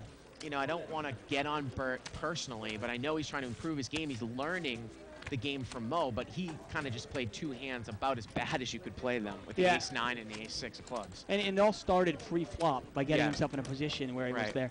Now, that hand there, he actually had a ton of outs, which is why I like either, like you said, a check raise on the flop or a good bet into your opponent. Right. You've got to realize that the ace is good. Now, I don't know if he knows the ace is good, but the Yeah. ace is good. That gives him 3 outs. Any club is good. That's 9 outs. That's 12 outs. Plus, he's open-ended straight draw gives him another 6 outs. He's got 18 outs. Yep. With 1 card to go, he's only a small dog. Buttons moved over here to I-Man. Oh, that reminds me of Imus so much. God, I hated that show so much. Really? Him and that pinhead Bernard, that bald-headed producer. 5-way action here. Do you listen to a lot of talk radio? I used to when I was little. Look at the flop from Mo here. Open-ended, straight, and flush draw. Yeah, it's pretty big. And is Bert going to get involved with Queen 9? Mo bets. Letting 40. Bets 40, and Bert calls. Now, Dr. BB here's got overcards, and he calls with King-Queen. Is he setting up a play? And Amir's got the bottom end of an open-ended straight draw. Wow. Not sharing the same cards as Mo. No, he's not. He's in good shape, actually. I mean, if he hits a straight. Right. If a diamond doesn't come. Yeah. Turns a 10. Well, it doesn't change anything. Mo still has a draw. Mo checks. Burt still has the best hand. Burt check. This is probably going to get checked around here. I'd imagine it will. Wait a minute, is BB setting? Yep. And he thought about I it. assume Amir's going to take a card, and it does get checked around. And the river's a jack, And look at BB. and BB backs into the nut straight with king queen. Are you Oh, that's kidding me? classic. The problem is, and look at this now. Bert's going to throw a little bet out. He's going to That's bet good. 75. So what did he do? He called Mo when he had the best hand. He checked when he had the best hand. And now that he's beat, now I'm going to throw money in there. And BB has the stone cold nuts. There's no 3 flush out here, and BB raises. 200 total. That's amazing what he backed into with king queen.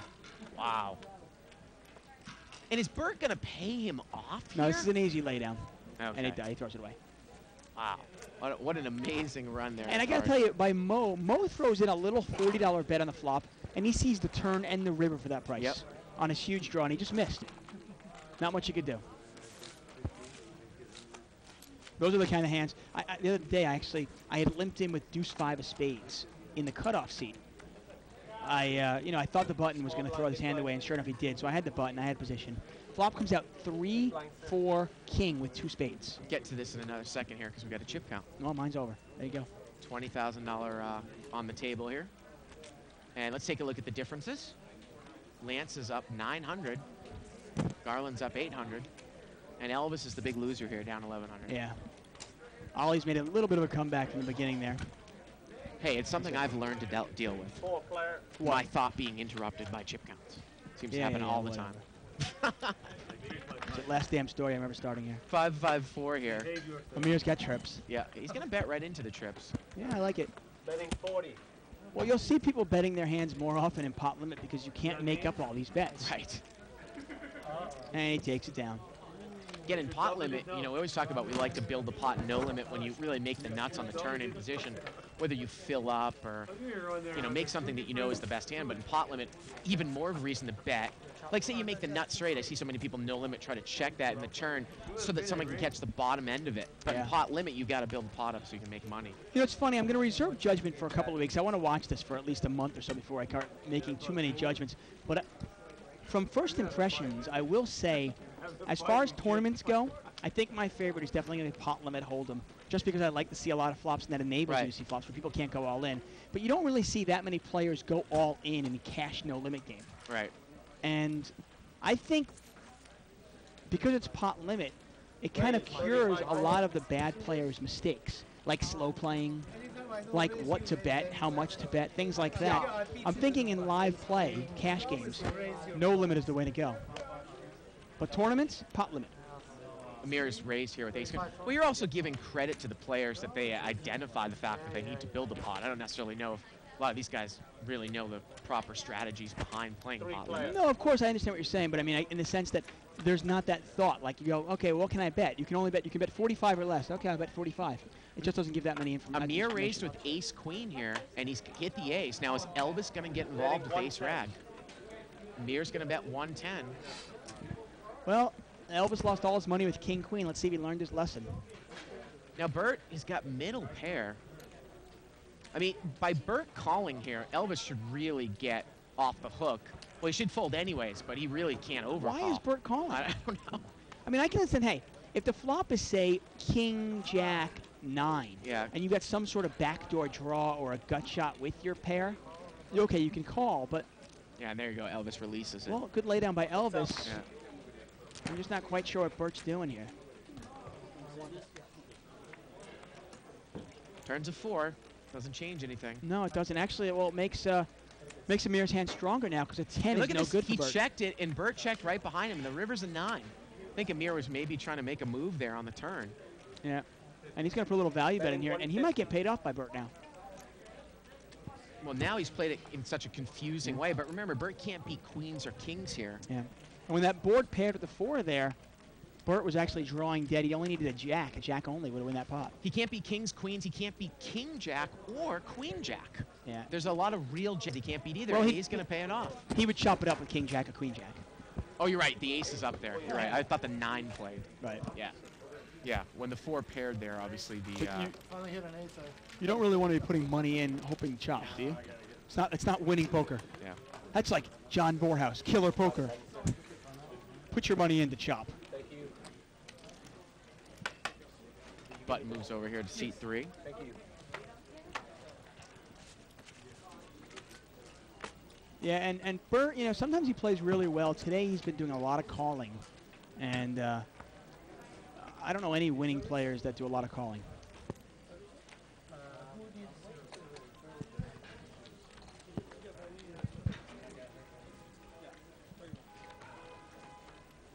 We've got a post here by Roddersaw. Do these guys have their picks up somewheres?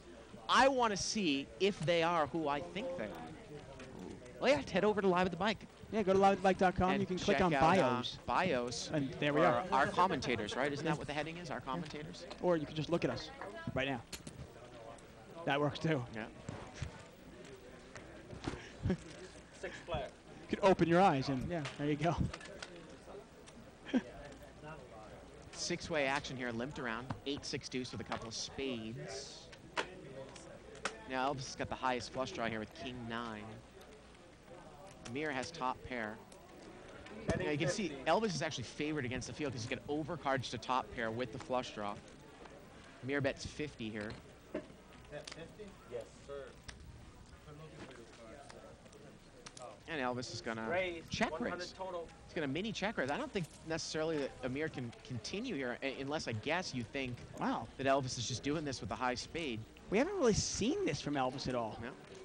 And this is, once again, it's a tough spot to put yourself in. Okay, now this is exactly what I'm thinking. Elvis is check raise with a draw.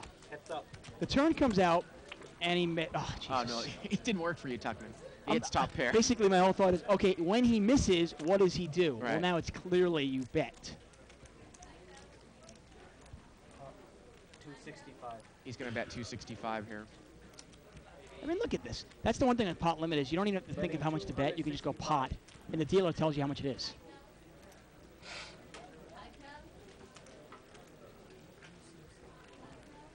And does Amir really want to go to war with this? I mean, couldn't Elvis have, say, ace-8 with the ace of spades? I was actually a little bit surprised that Amir continued on. Yeah. You know, in the hand, he is in position, but I mean, that might have been why. He might have said, I'll take one off and see what this guy does on the turn. Yeah. And I was just really curious what Elvis would have done on the turn if he'd missed his hand. But, well, who knows?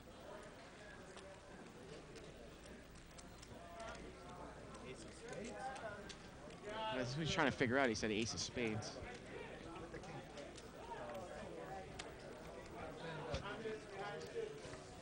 And Amir makes a good Amir laydown. folds. Hey, and you know what? I got to tell you, Amir played that hand, in a sense, perfectly. He bet the hand. He got check raised. He called with the best hand. And then somehow he sensed that he was behind and threw it away. Yep. Got about 40 minutes left in the show here. Again, tomorrow, 10-20 no limit, unrestricted bind, $1,000 min. We always do our big game on Wednesday nights, $25.50, $3,000 min, uncapped bind. Hey, I was talking to Bobby Baker. Bobby Baker's a personality that comes to the bike all the time. And he's been around poker for quite a long time. And he was giving me this Puggy Pearson story, because he really likes the guy. And Puggy Pearson just passed away about a week ago. About 100 people showed up to his funeral. And Puggy Pearson also won, I think, the 73 World Series main event. A real character. I mean, he would have been a character in any day and age. And he was telling me the story about how he peed on a dealer once. He actually pissed on a dealer. Didn't like, I guess, just didn't like what the dealer did and pissed on him. I thought that was the funniest thing I ever heard. But I mean, the anecdotes you can hear about Puggy Pearson, all the stories. I mean, I hear that he was a really a good-spirited guy, but at the same time, he could be mean. Was the dealer just like a statue? I mean, he just sits there and waits for Puggy to whip it out and just sits there? I don't know. I wasn't there for it. The dealer was dealing. You know, he has his hands occupied, I guess. And he pissed on him. Bird has got ace jack here. We're actually getting the real story in our ear from Don out there. Well, I gave you the real story. I just don't know the details. I wasn't there. Betting 125. I mean, this was like back in the 70s, I assume. $125 bet here by Bert.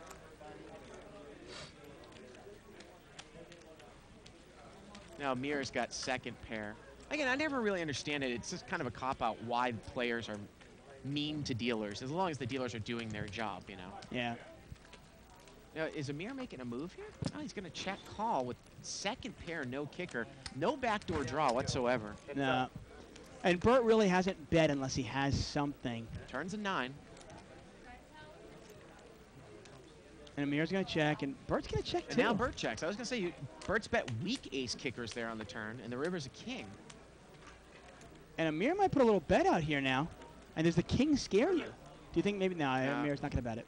Check, and Bert is going to check. I'm surprised Bert didn't bet that, I got to tell you. Because at that point, think about it. If your kicker's beat, then He's Amir's got got two two pair, pair, right. and he's going to bet it. Well, those, like you said, those are the times that you can really recognize the board, know that you can value bet there. Now, I don't know if Amir could call, but we saw it last night with Jonas with the ace-8. Yeah. Played that hand a bit peculiar. He raised it up with the ace-8. Checked the flop when the ace hit. Turn came king. I think he got checked to him. He bet and got called in 2 spots, and then he got checked to him again. And he put somebody on a king, and he bet, and he got called by Allen for a value bet on the river with second pair. I don't know if Amir calls or not. Right. But you put the money in there. There is value to not showing your hand down. And who knows, maybe you do get called. Yeah, Donna was just telling us that she used to deal to Puggy Pearson. And he was a real character, very funny guy, but he would sometimes treat dealers badly. But I think, I think a lot of times, from what I heard about him, is he had kind of a, kind of a caustic sense of humor. And he would, make fun of other people and make jokes at the expense of other people. But one of the great characters in the game of poker. Four-way action here. Limped around. Caustic sense of humor. There you go. Ace-king 4 here with a couple spades. I'm only wondering, Donna said she used to deal for him. I'm assuming that he didn't pee on her. Turn to 4. And Elvis is still good here with a king. He's on the button. Let's see if he throws some money in now. Well, Iman is going to throw some money in with king. Well, why not? He's got 2 pair with the ace kicker. He doesn't have to worry about his kicker right now. You think Turn about pair that. the 4 of diamonds. So Elvis and Iman will chop this up if it goes to And showdown. Iman's got a flush draw. You see, he's drawing. He's actually in great shape here. He's on a free roll, basically. The river's a queen. Pretty much, unless Elvis caught a 9. Right. Check. And would you bet somebody off of a chop here? Well, sometimes, that third spade slows somebody down. Yeah. Iman could have bet checked a weak S on the flop, bet the turn. Right. Now, Elvis actually could have caught an ace or a 9. An ace would That's have right. got it, too. That's right. Iman needed just a diamond to win that hand. Not a complete free roll, but basically any other card besides those, Right. everything's going to chop or going to give a win to Iman if it's a diamond. Yeah.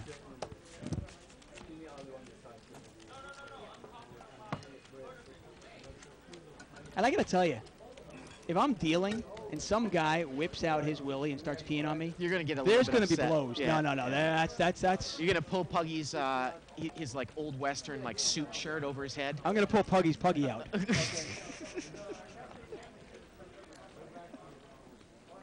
Well, we don't mean any disrespect. Obviously, the guy just passed away, but obviously a great poker player.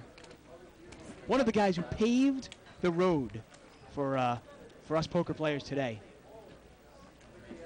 so to speak. 4-player. Four-way action here. Pocket kings for Iman did not raise it up in early position. And now the aces come. Ace, queen, 7 with a couple clubs. But he's going to throw a little bet out there, see if anybody has an ace. He's going to bet the pot. He bets 40. Sometimes the problem here with this type of board is you can get called in a couple spots. It's pretty draw heavy, Broadway straights, club draws. I don't think you can necessarily continue. He did have the king of clubs in his hand, and he takes it down. Get an email here from Dave Jones. And he was talking about the tell that you and I had mentioned here, saying Carl was right and we're wrong. And I got to tell you, we're going to agree to disagree on this one. Generally, when I see somebody reaching for chips, they do not want me to bet. And generally, when I see somebody, well, you never know when somebody's faking to fold or not, because a lot of times faking to fold means they're going to fold anyway. But rarely do I see somebody reaching for their chips, and that's not usually strength. Well, he went on to say, in effect, he's trying to prevent you, the person that's reaching for chips, Right. from betting your weakest hands, which are exactly the ones which are exactly the ones he should want you to bet. Well, the thing is, though, is that if you're weakest of hands, you can bet for value and still get a call. Exactly. Right? Right, Look at he's this. reaching for his chips with a weak ace, right? Right, right. And you have an ace queen. Okay, Right. well, why not bet? Look at this, Bert and Dr. Beebe. And we had a raise here, and did Bert not re-raise? Bert raised, but BB didn't re-raise. BB Well, did not re-raise on BB the doesn't button. like to re-raise with queens, and once again, BB is getting put to the test here. Yeah. He's got an overpair to the board, but he's not good. And Mo's got a flush draw and a gut shot to the 3. Yeah, Mo's got 12 outs, 12 clean outs to the win. BB did not re-raise with queens. Bert raised it up. He didn't pull the limp with big hands like we keep seeing a lot. And neither player has a heart in his hand, so neither player will have a redraw if Mo gets there. Well, I got to tell you, Mo is the type of player, he actually might check raise here. I mean, you've got a bet and a call. I've seen him make this move a lot. There's extra dead money. But you know what? He's going to keep the pot where it is now. He's just going to call. See the turn card. Turns a deuce. Well, now he's got a pair. A flush draw. Man, a deuce, a 3, a 4, or a heart will win this for Mo. And you can look at the odds there. Dr. BB is in terrible shape. He needs a queen, and he needs the queen of clubs, specifically the queen of clubs. Mo gets 300, and Bert raises him, mini, to 600. Well, and Mo quickly calls. And this pot is about $1,600. Mo has a lot of outs with one card to come, and the he has to river's get an that. ace, and that's not one of them. But can he use it, though? If Bert has kings or queens, and he was on the nut flush draw, could Mo have used that river card as a bluffer? He might have. I'm not sure if Bert gets away from it, though. I'm not sure if Bert gets If away Mo from it. throws about $1,000 there on the river, do you think Yeah, that I don't Bert think calls? Bert's got it, though. I think only Bert's got about 600. I don't know, the way I've seen Bert calling tonight, I don't know if Bert gets away from it. I don't know. I got to tell you, I mean, when you look at cards that complete your draw, but then also cards that you might be able to use as bluff cards, you always look at it as maybe top pair. Right. You think Bert has an overpair But let me and ask you possibly this. an ace. Let me ask you this. If Mo had, say, an ace-high flush draw, and he bet right in to see if he could steal it there, And then Bert raised and him. Bert raised him, Right. okay, Mo would still call because he's priced into it. But let's say Mo hits his ace there, he'd probably just check it down. You might check it down, but as we've seen on this show, I think that that's actually a nice little spot to value bet. It is. Because, you hope that Bert has queens or kings and you get a call. The only thing you hope against is that Bert has ace-jack and he made 2 pair. I mean, the chances of him having a set of aces in the case ace comes out. Right. You know what I mean? I mean, for you to bet there again on the turn and bet into an ace there on the river, I mean, he can almost only raise you with 3 aces there, right? Right. So, 7 players. No, I'm with you on that. I'm not sure. I think maybe Mo just figured, you know what, I'm going to give up. This guy raised me. He has something pretty strong. I can't get him off the hand. Queen 10-7 here. I mean, Bert actually made a mistake there by only raising it 300. He actually could have called the 300 and raised it up another 1,000 all in and really priced Mo out of that draw. Instead, he actually priced Mo into the draw. Elvis is going to bet here with top and bottom pair, Queen 7. And look how easily Garland gets away from Queen 9. Yet another jackpot, Dave. That we weren't involved in. Yep. Now, I'm going to actually read Dave Jones' email really quick here because it is interesting. He says, hey, when the guy, he says, Caro is right, you're wrong. When the guy is reaching for his chips, threatening to call, that's when you don't want to bet without a darn good hand because the guy usually calls anyway. Well, what about if the guy usually calls anyway, like the example you used? What happens if you've got a top pair that you think is better than his ace rack? You want a value bet there. Yeah, I got to tell you, I don't know if Mike Caro is agreeing with me or not. I actually think Dave Jones has got this backwards. But either way, through my experience, last 3 years of being a professional poker player, I've noticed that generally when somebody is threatening to call with chips, they don't want you to bet.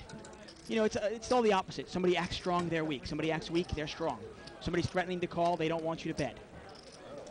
We saw before, Ali was threatening to fold. Well, it's because he wanted you to bet. But hey, we can agree to disagree. I always appreciate the emails. Button's going to move over here to seat 9. Maybe we can get Evelyn to pencil us in over the next few months or weeks when we can play Friday nights. You one week, me the next week. I would love to. Evelyn? I was pushing for it last Friday, and I probably would have gotten in the game if it wasn't for you. I just think it needs to be scheduled, that's all. Well, I think you cost me $4,000 or $5,000. Right. Amir's going to raise it up here with pocket 7s. If you want to make good with me, you can just give me half of that.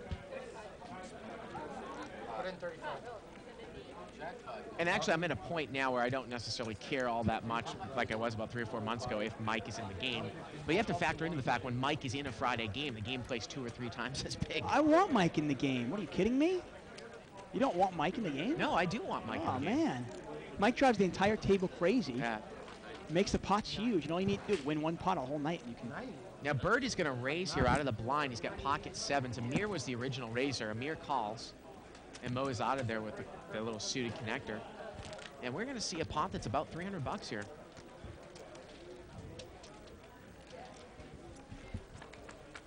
Here we go to the flop. Ace 9-4 here. Bad, you know, overcard there for both players. But Bird is going to lead out with jacks. Yeah, it's the ultimate scare card. Amir's probably Yes. going to just not get involved.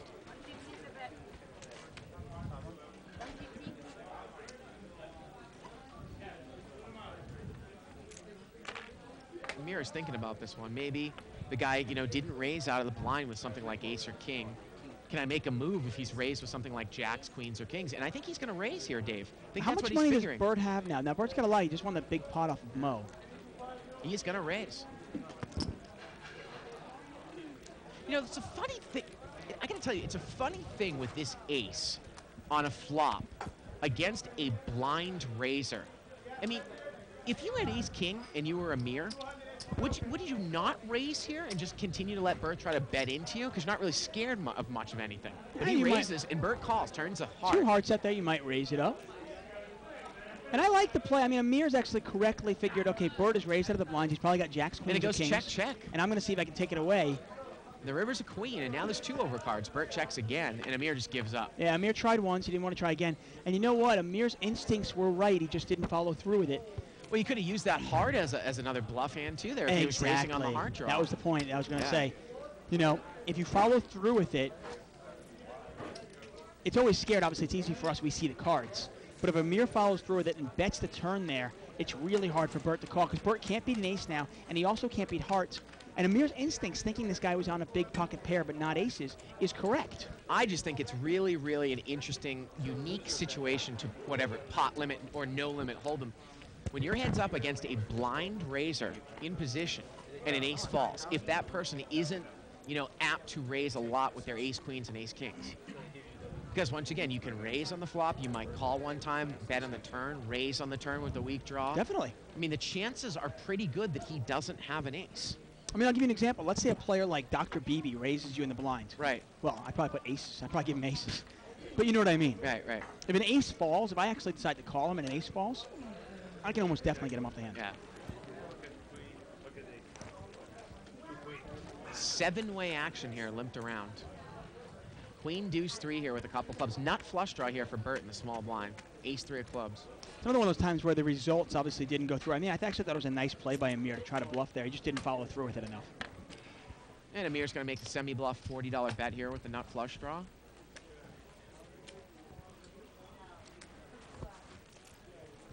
Iman folds. Well, I got to tell you, the cards are going up a little bit slower than usual tonight, huh? Yeah, you know what?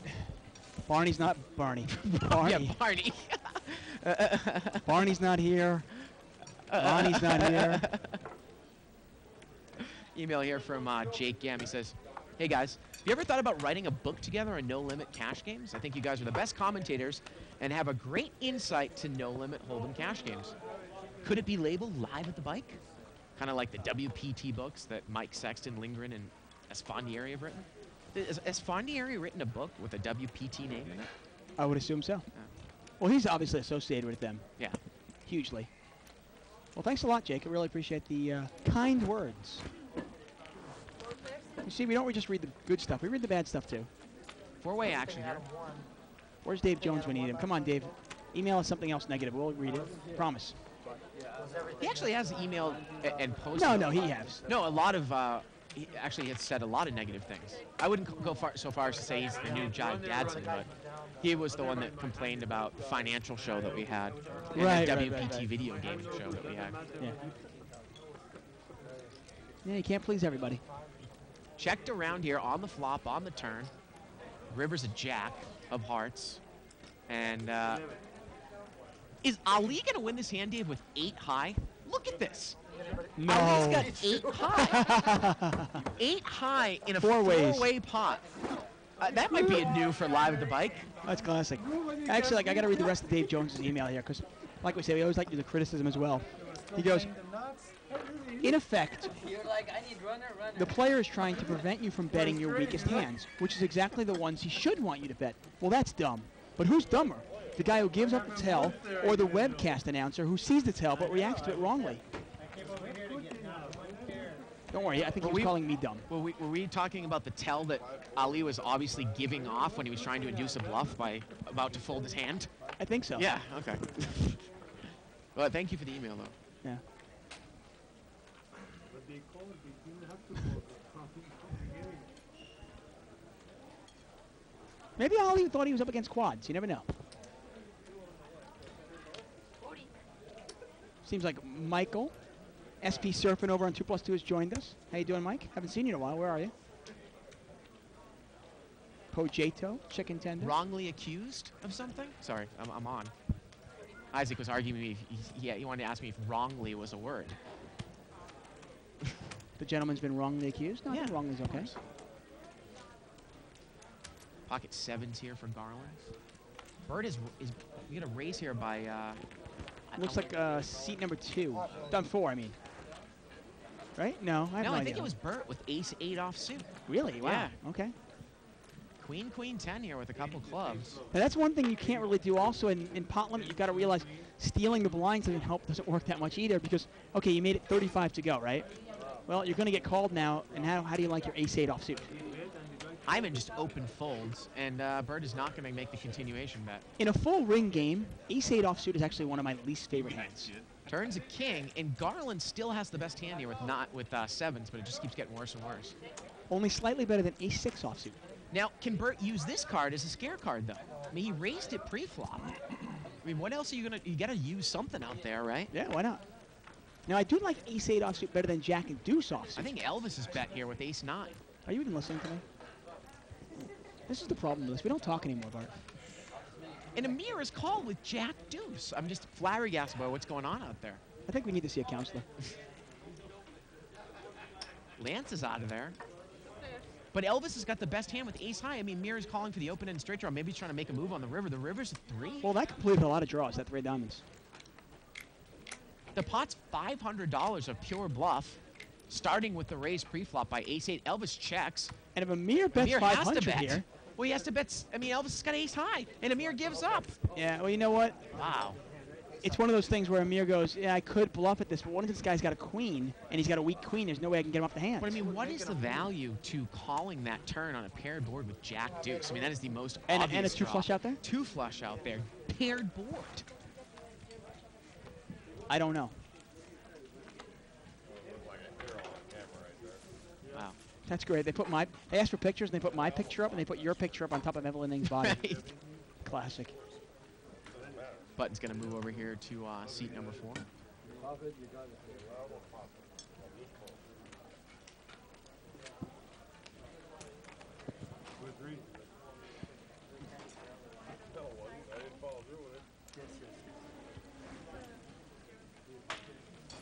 Ace queen here for Amir. He's going to bring it in for a raise. And we got a poster on 2+2 who hasn't joined us in quite a while. I want to welcome to the thread, Rodderside. Right, I think he was the one that emailed us earlier. And Shirley Rosario does no longer does commentary. Once in a while she'll do guest commentary, but she's kind of left the booth to really go after her tournament dreams. And of course, she's battling some. Yeah, she's battling breast cancer. Battling breast cancer. Our hearts and wishes Giving it the good fight. go out to her. If you want to check out Shirley's website, you can go to PokerBabes. Poker-babes.com. Yeah, .com. I remember. I mean, I haven't seen her since her first chemo treatment, but she said that she didn't really have any adverse effects the first one. Now you actually have experience with that, right? Yeah, Some of your my relatives. mother-in-law actually Yeah. had cancer, but she's 100% better. Yeah. Which is great. Gonna take a look at a chip count here. There we go. Still 20,000 on Yeah, the table. over 20,000. Yeah, Lance still in the lead with 4,400. Mo dropped down to about 1,800. He missed that big draw. Elvis bringing up the rear at 900. Let's see how they're doing. Burt, big winner, up 1,200. And I got to tell you, I mean, he's won a couple of lucky pots here. I don't think Burt's played that well tonight, though. I got to be honest. Mo down 2,000. Wow. When did Mo lose this money? I think he kept trying to, he lost the money to Burt on that hand. Yeah, with the kings, Yeah. I guess. I mean, I didn't realize how much it added up, but I guess he did bet 300 on the turn, and Burt raised it to 600. Yeah. That was 600 right there.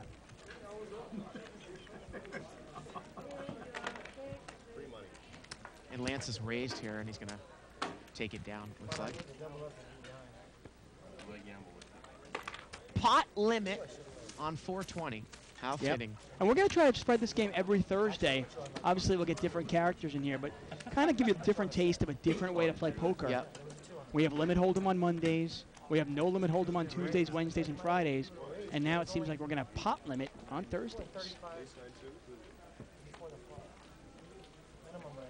Looks like someone has posted up part of Shirley's journal when she revealed to everyone that she had breast cancer. If you miss Shirley, actually, you can get her in some of our past episodes. All you got to do is go to liveatthebike.com, sign up for the archives, top right. left-hand corner, and you have access to every single show we've ever done. I mean, I'm talking shows with Denny, shows with Shirley, shows with Barry Greenstein, Kenneth James, Kathy Liebert, Terry Daryl Brunson. Crow, Yana. Oh, we're trying to sell it, okay? Jesus. But literally, we have every show. I want to say close to 2,000 hours of content now. Plus, you have access to the Inside Straight, which is kind of like a poker roundtable. The April episode will be coming out sometime this month.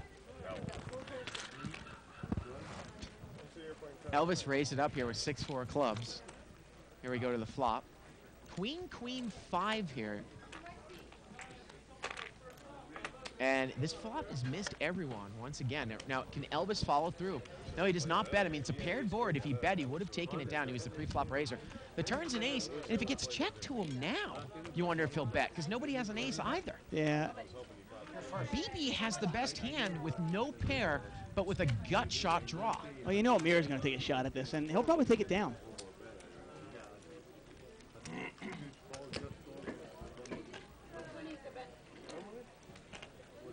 He bets 120 here, and he's going to take it down. It's interesting how when you go through players, I mean, Elvis is not doing that well in the show. You know, they sometimes will continue to raise in position, but they might not necessarily, you know, make that continuation bet because they feel that their image, and I get like that too. I feel that sometimes my image is that of a loser right now. No one's going to give me respect for everything because I keep losing pots. And that, you know, that sometimes you have to look at your your image when you want to continue on with the session. Of course, right? If you're feeling that way, you probably should just go home and call it a day and come back. Confidence is a big part of the game. You've got to feel confident when you're playing poker, right? Or really doing anything. I want to thank everybody that's joined us on 2+2, and thank everybody that's emailing us and watching tonight. If you missed any part of the show, you can actually catch us again. We do a live loop for the next, say, 18 hours or so, starting at 11 p.m. Pacific time, and then every 3 hours until tomorrow at 5 p.m. I said thank you.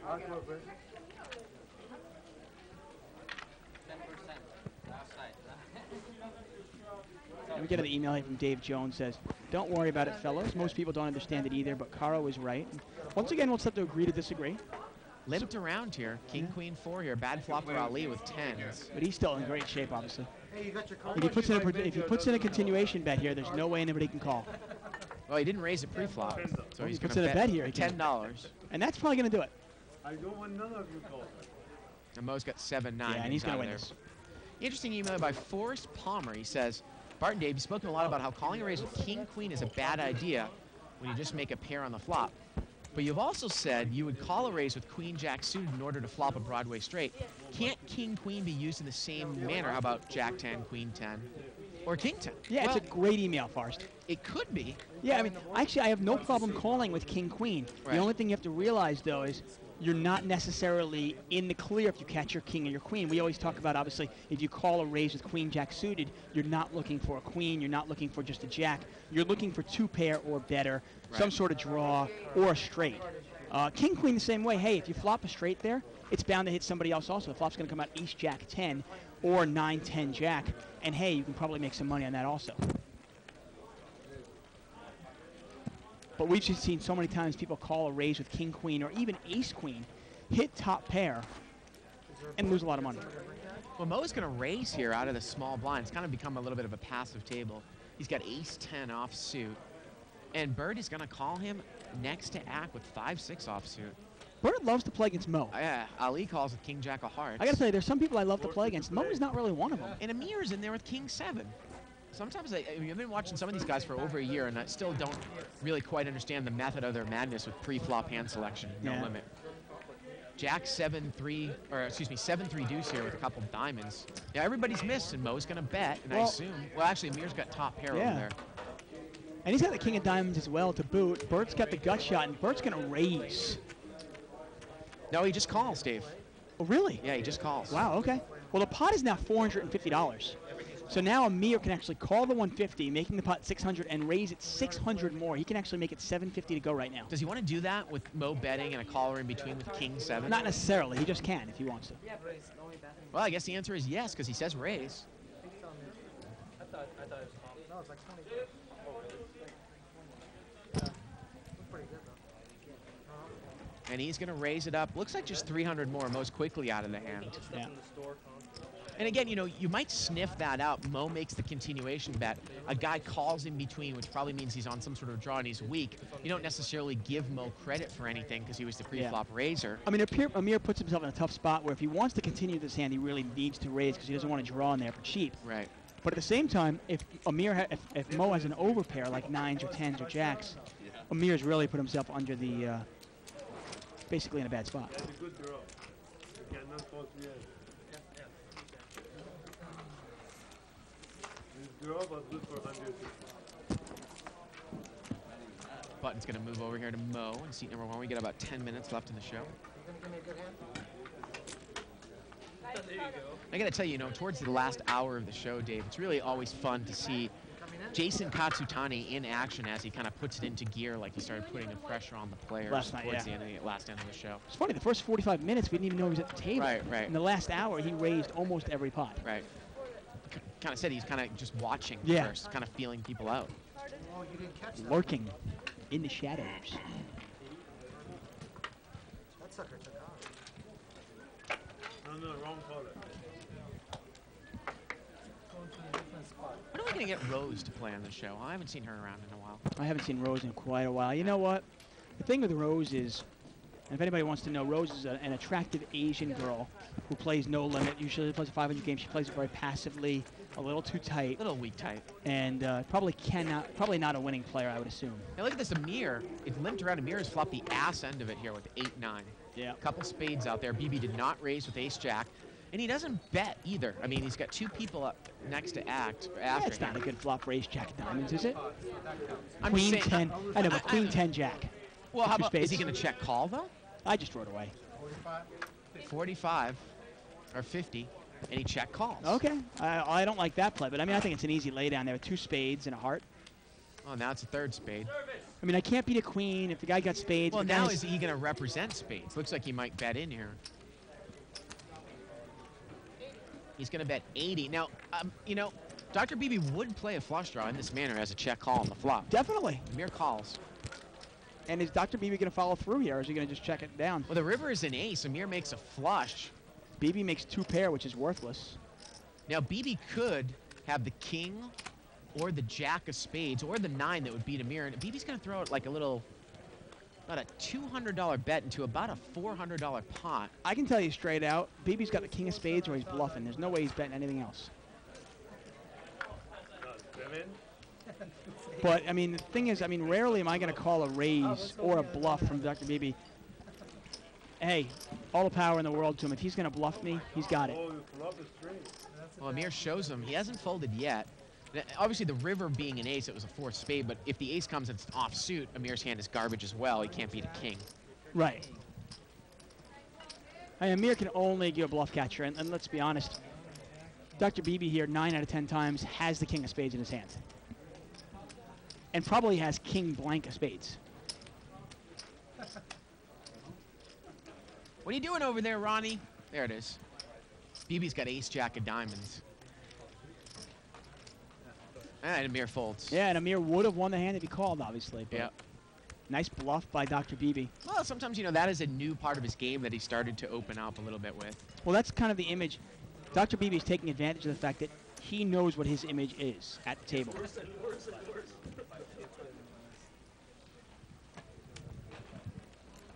Button moves over here to Bert in seat 2. You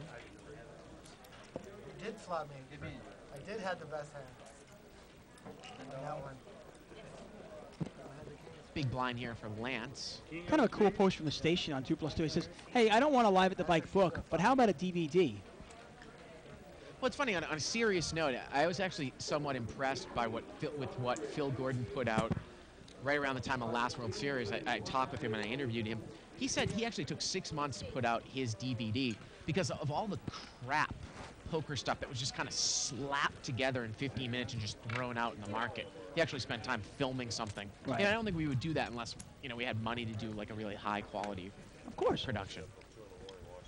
Well, the nice thing about it, if we did put together a DVD, Right. we could actually use our footage, Right. talk about a certain play, and then show a hand that exactly, an example. Mo's of our raised it up play. here with king, queen suited. He's hit the king. BB's in there with jack 9.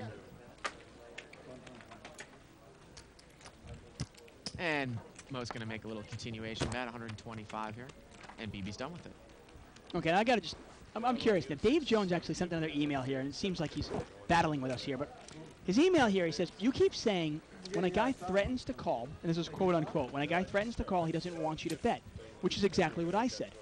But the only thing he's pointing at is, but as Carl explained, the player is not thinking clearly. In this case, you should do exactly what he wants you to do and check, unless, of course, you have a good hand. And this, I guess, is where I disagree. It depends on what you define as a good hand. 14 million? I think you lose a lot of value there if you always check there. Right, I right. really do. And then he said one more email. He said, okay, I give up. You can lead a pig to sing, but you can't feed it water or make it drink. I've never or heard something that like that. 3.7 for first. Price pool, Yeah. 14.5 million. Well, 6 on this, 6 on this player. believe it or not, we actually do appreciate Dave Jones' email. We really do. We like the praise. We like the criticism. Well, I'll get to a Makes post it here. fun. Interesting post here in a second. Limped around here. 1, 2, 3, 4, 5, 6, 7-way action. Now, we definitely do see a lot more, I can tell you just from doing this from 2 weeks, multi-way pots pre-flop. I mean, the people, Ronnie or Evelyn, when they do the cards, usually are like, limit is a nightmare. But I got to tell you, I've seen more. Now, this is kind of a passive table, but there's been more, say, 5, 6, 7-way action tonight than probably ever. Well, that's what happens in pot limit. Yeah, yeah. Because you can't raise people out. You see Right. a lot of multi-way pots. Ali is going to bet here. He bets with queen 10. It's one of the reasons I like pot limit in the sense that you can play a lot of suited connectors and you can play small pocket pairs. Ali's bet with queen 10, and Elvis's call was 6-7. Well, And- Elvis has got a 6. And Garland is called. He's got a gut shot to the jack, to the nuts. He also has backdoor spades with overcards. Hey, you look confused. You don't like 6-7 here? I like Garland's hand a little better, just as long as Garland knows if the queen comes, it might not necessarily do anything for Well, him. there it is. See the 8. Now 6-7 has got the nuts. And BB was in there with king jack, and 6-7 checks. There you go. Get there and then check. Now, what if a jack comes here for Garland? How about a 7 comes? Oh, the river is a 6, and now the board. No, Well, Elvis has got trips yeah, and a it's straight. trips and a straight. See, and that's the hand you ridiculed. What do you know? I wonder, if a jack came there on the river, how much money Ali would lose with the lower straight to Garland's nut straight. Hey, you wonder, right? And Hey, well, And Rufus- Elvis says 3 6s. He turns over 3 6s, but he actually has a straight, too. Oh. He announces 3 6s, but it beats queen 10 anyways. Either way. Read this real quick before we get to our last hand. It's Lucky FC UK Yeah. on 2+2 says, talks about the stop motion for prevent and call, and that's basically when you're grabbing your chips. According to Howard Lederer, who is a student of Mike Caro, he says that he would attack anyone who would pull such a move because they are representing weakness, according to Caro's theories. And that's Allen. And that's basically what I agree with there. So I'm not sure. That's one of the reasons I'm not sure if Dave Jones has got it all down straight, but we'll see. Anyway, I think this is the last hand of the night. Yeah, It's is. been a lot of fun. Pot limit hold'em.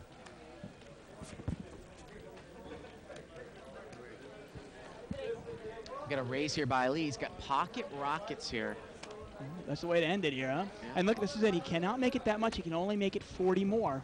Now, is BB going to come in with a suited ace-9 of spades? Remember, BB is somewhat remarkably loose pre-flop, Yeah, he but is.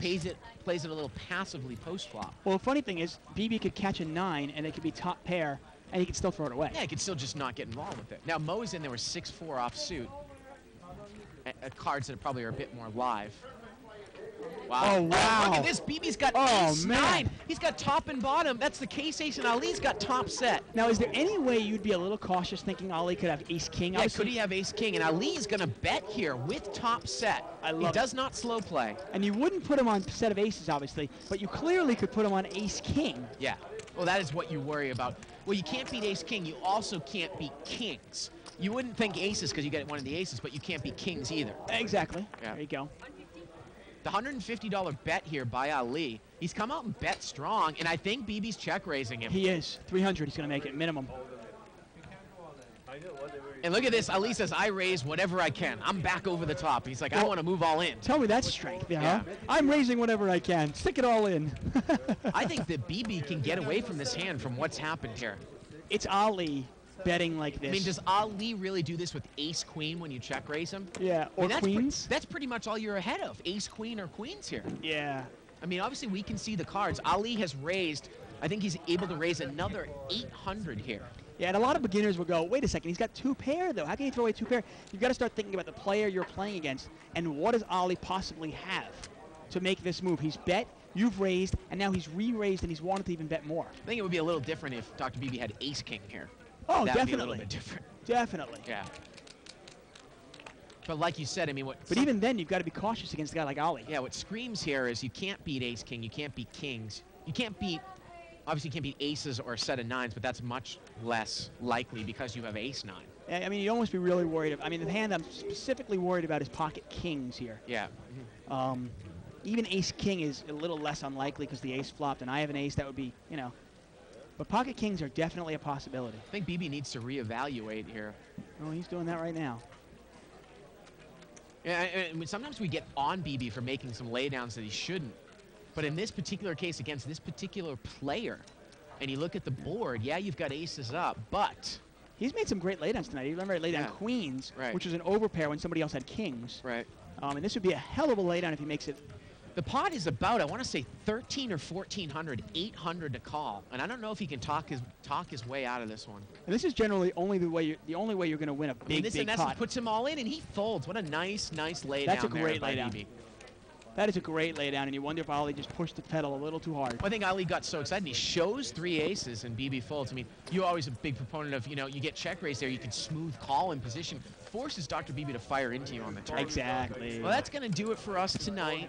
So as always, we've had a blast. Stick around tomorrow night for a little 10-20 unrestricted buy-in, no limit hold'em with $10 chips, $1,000 minimum chips. Corporation So, Mike, Mo, Yeah. the rest of the crew. so for everyone here in the booth, for Dave Tuckman, I'm Bart Hanson. Good night, everybody from Live and Mike.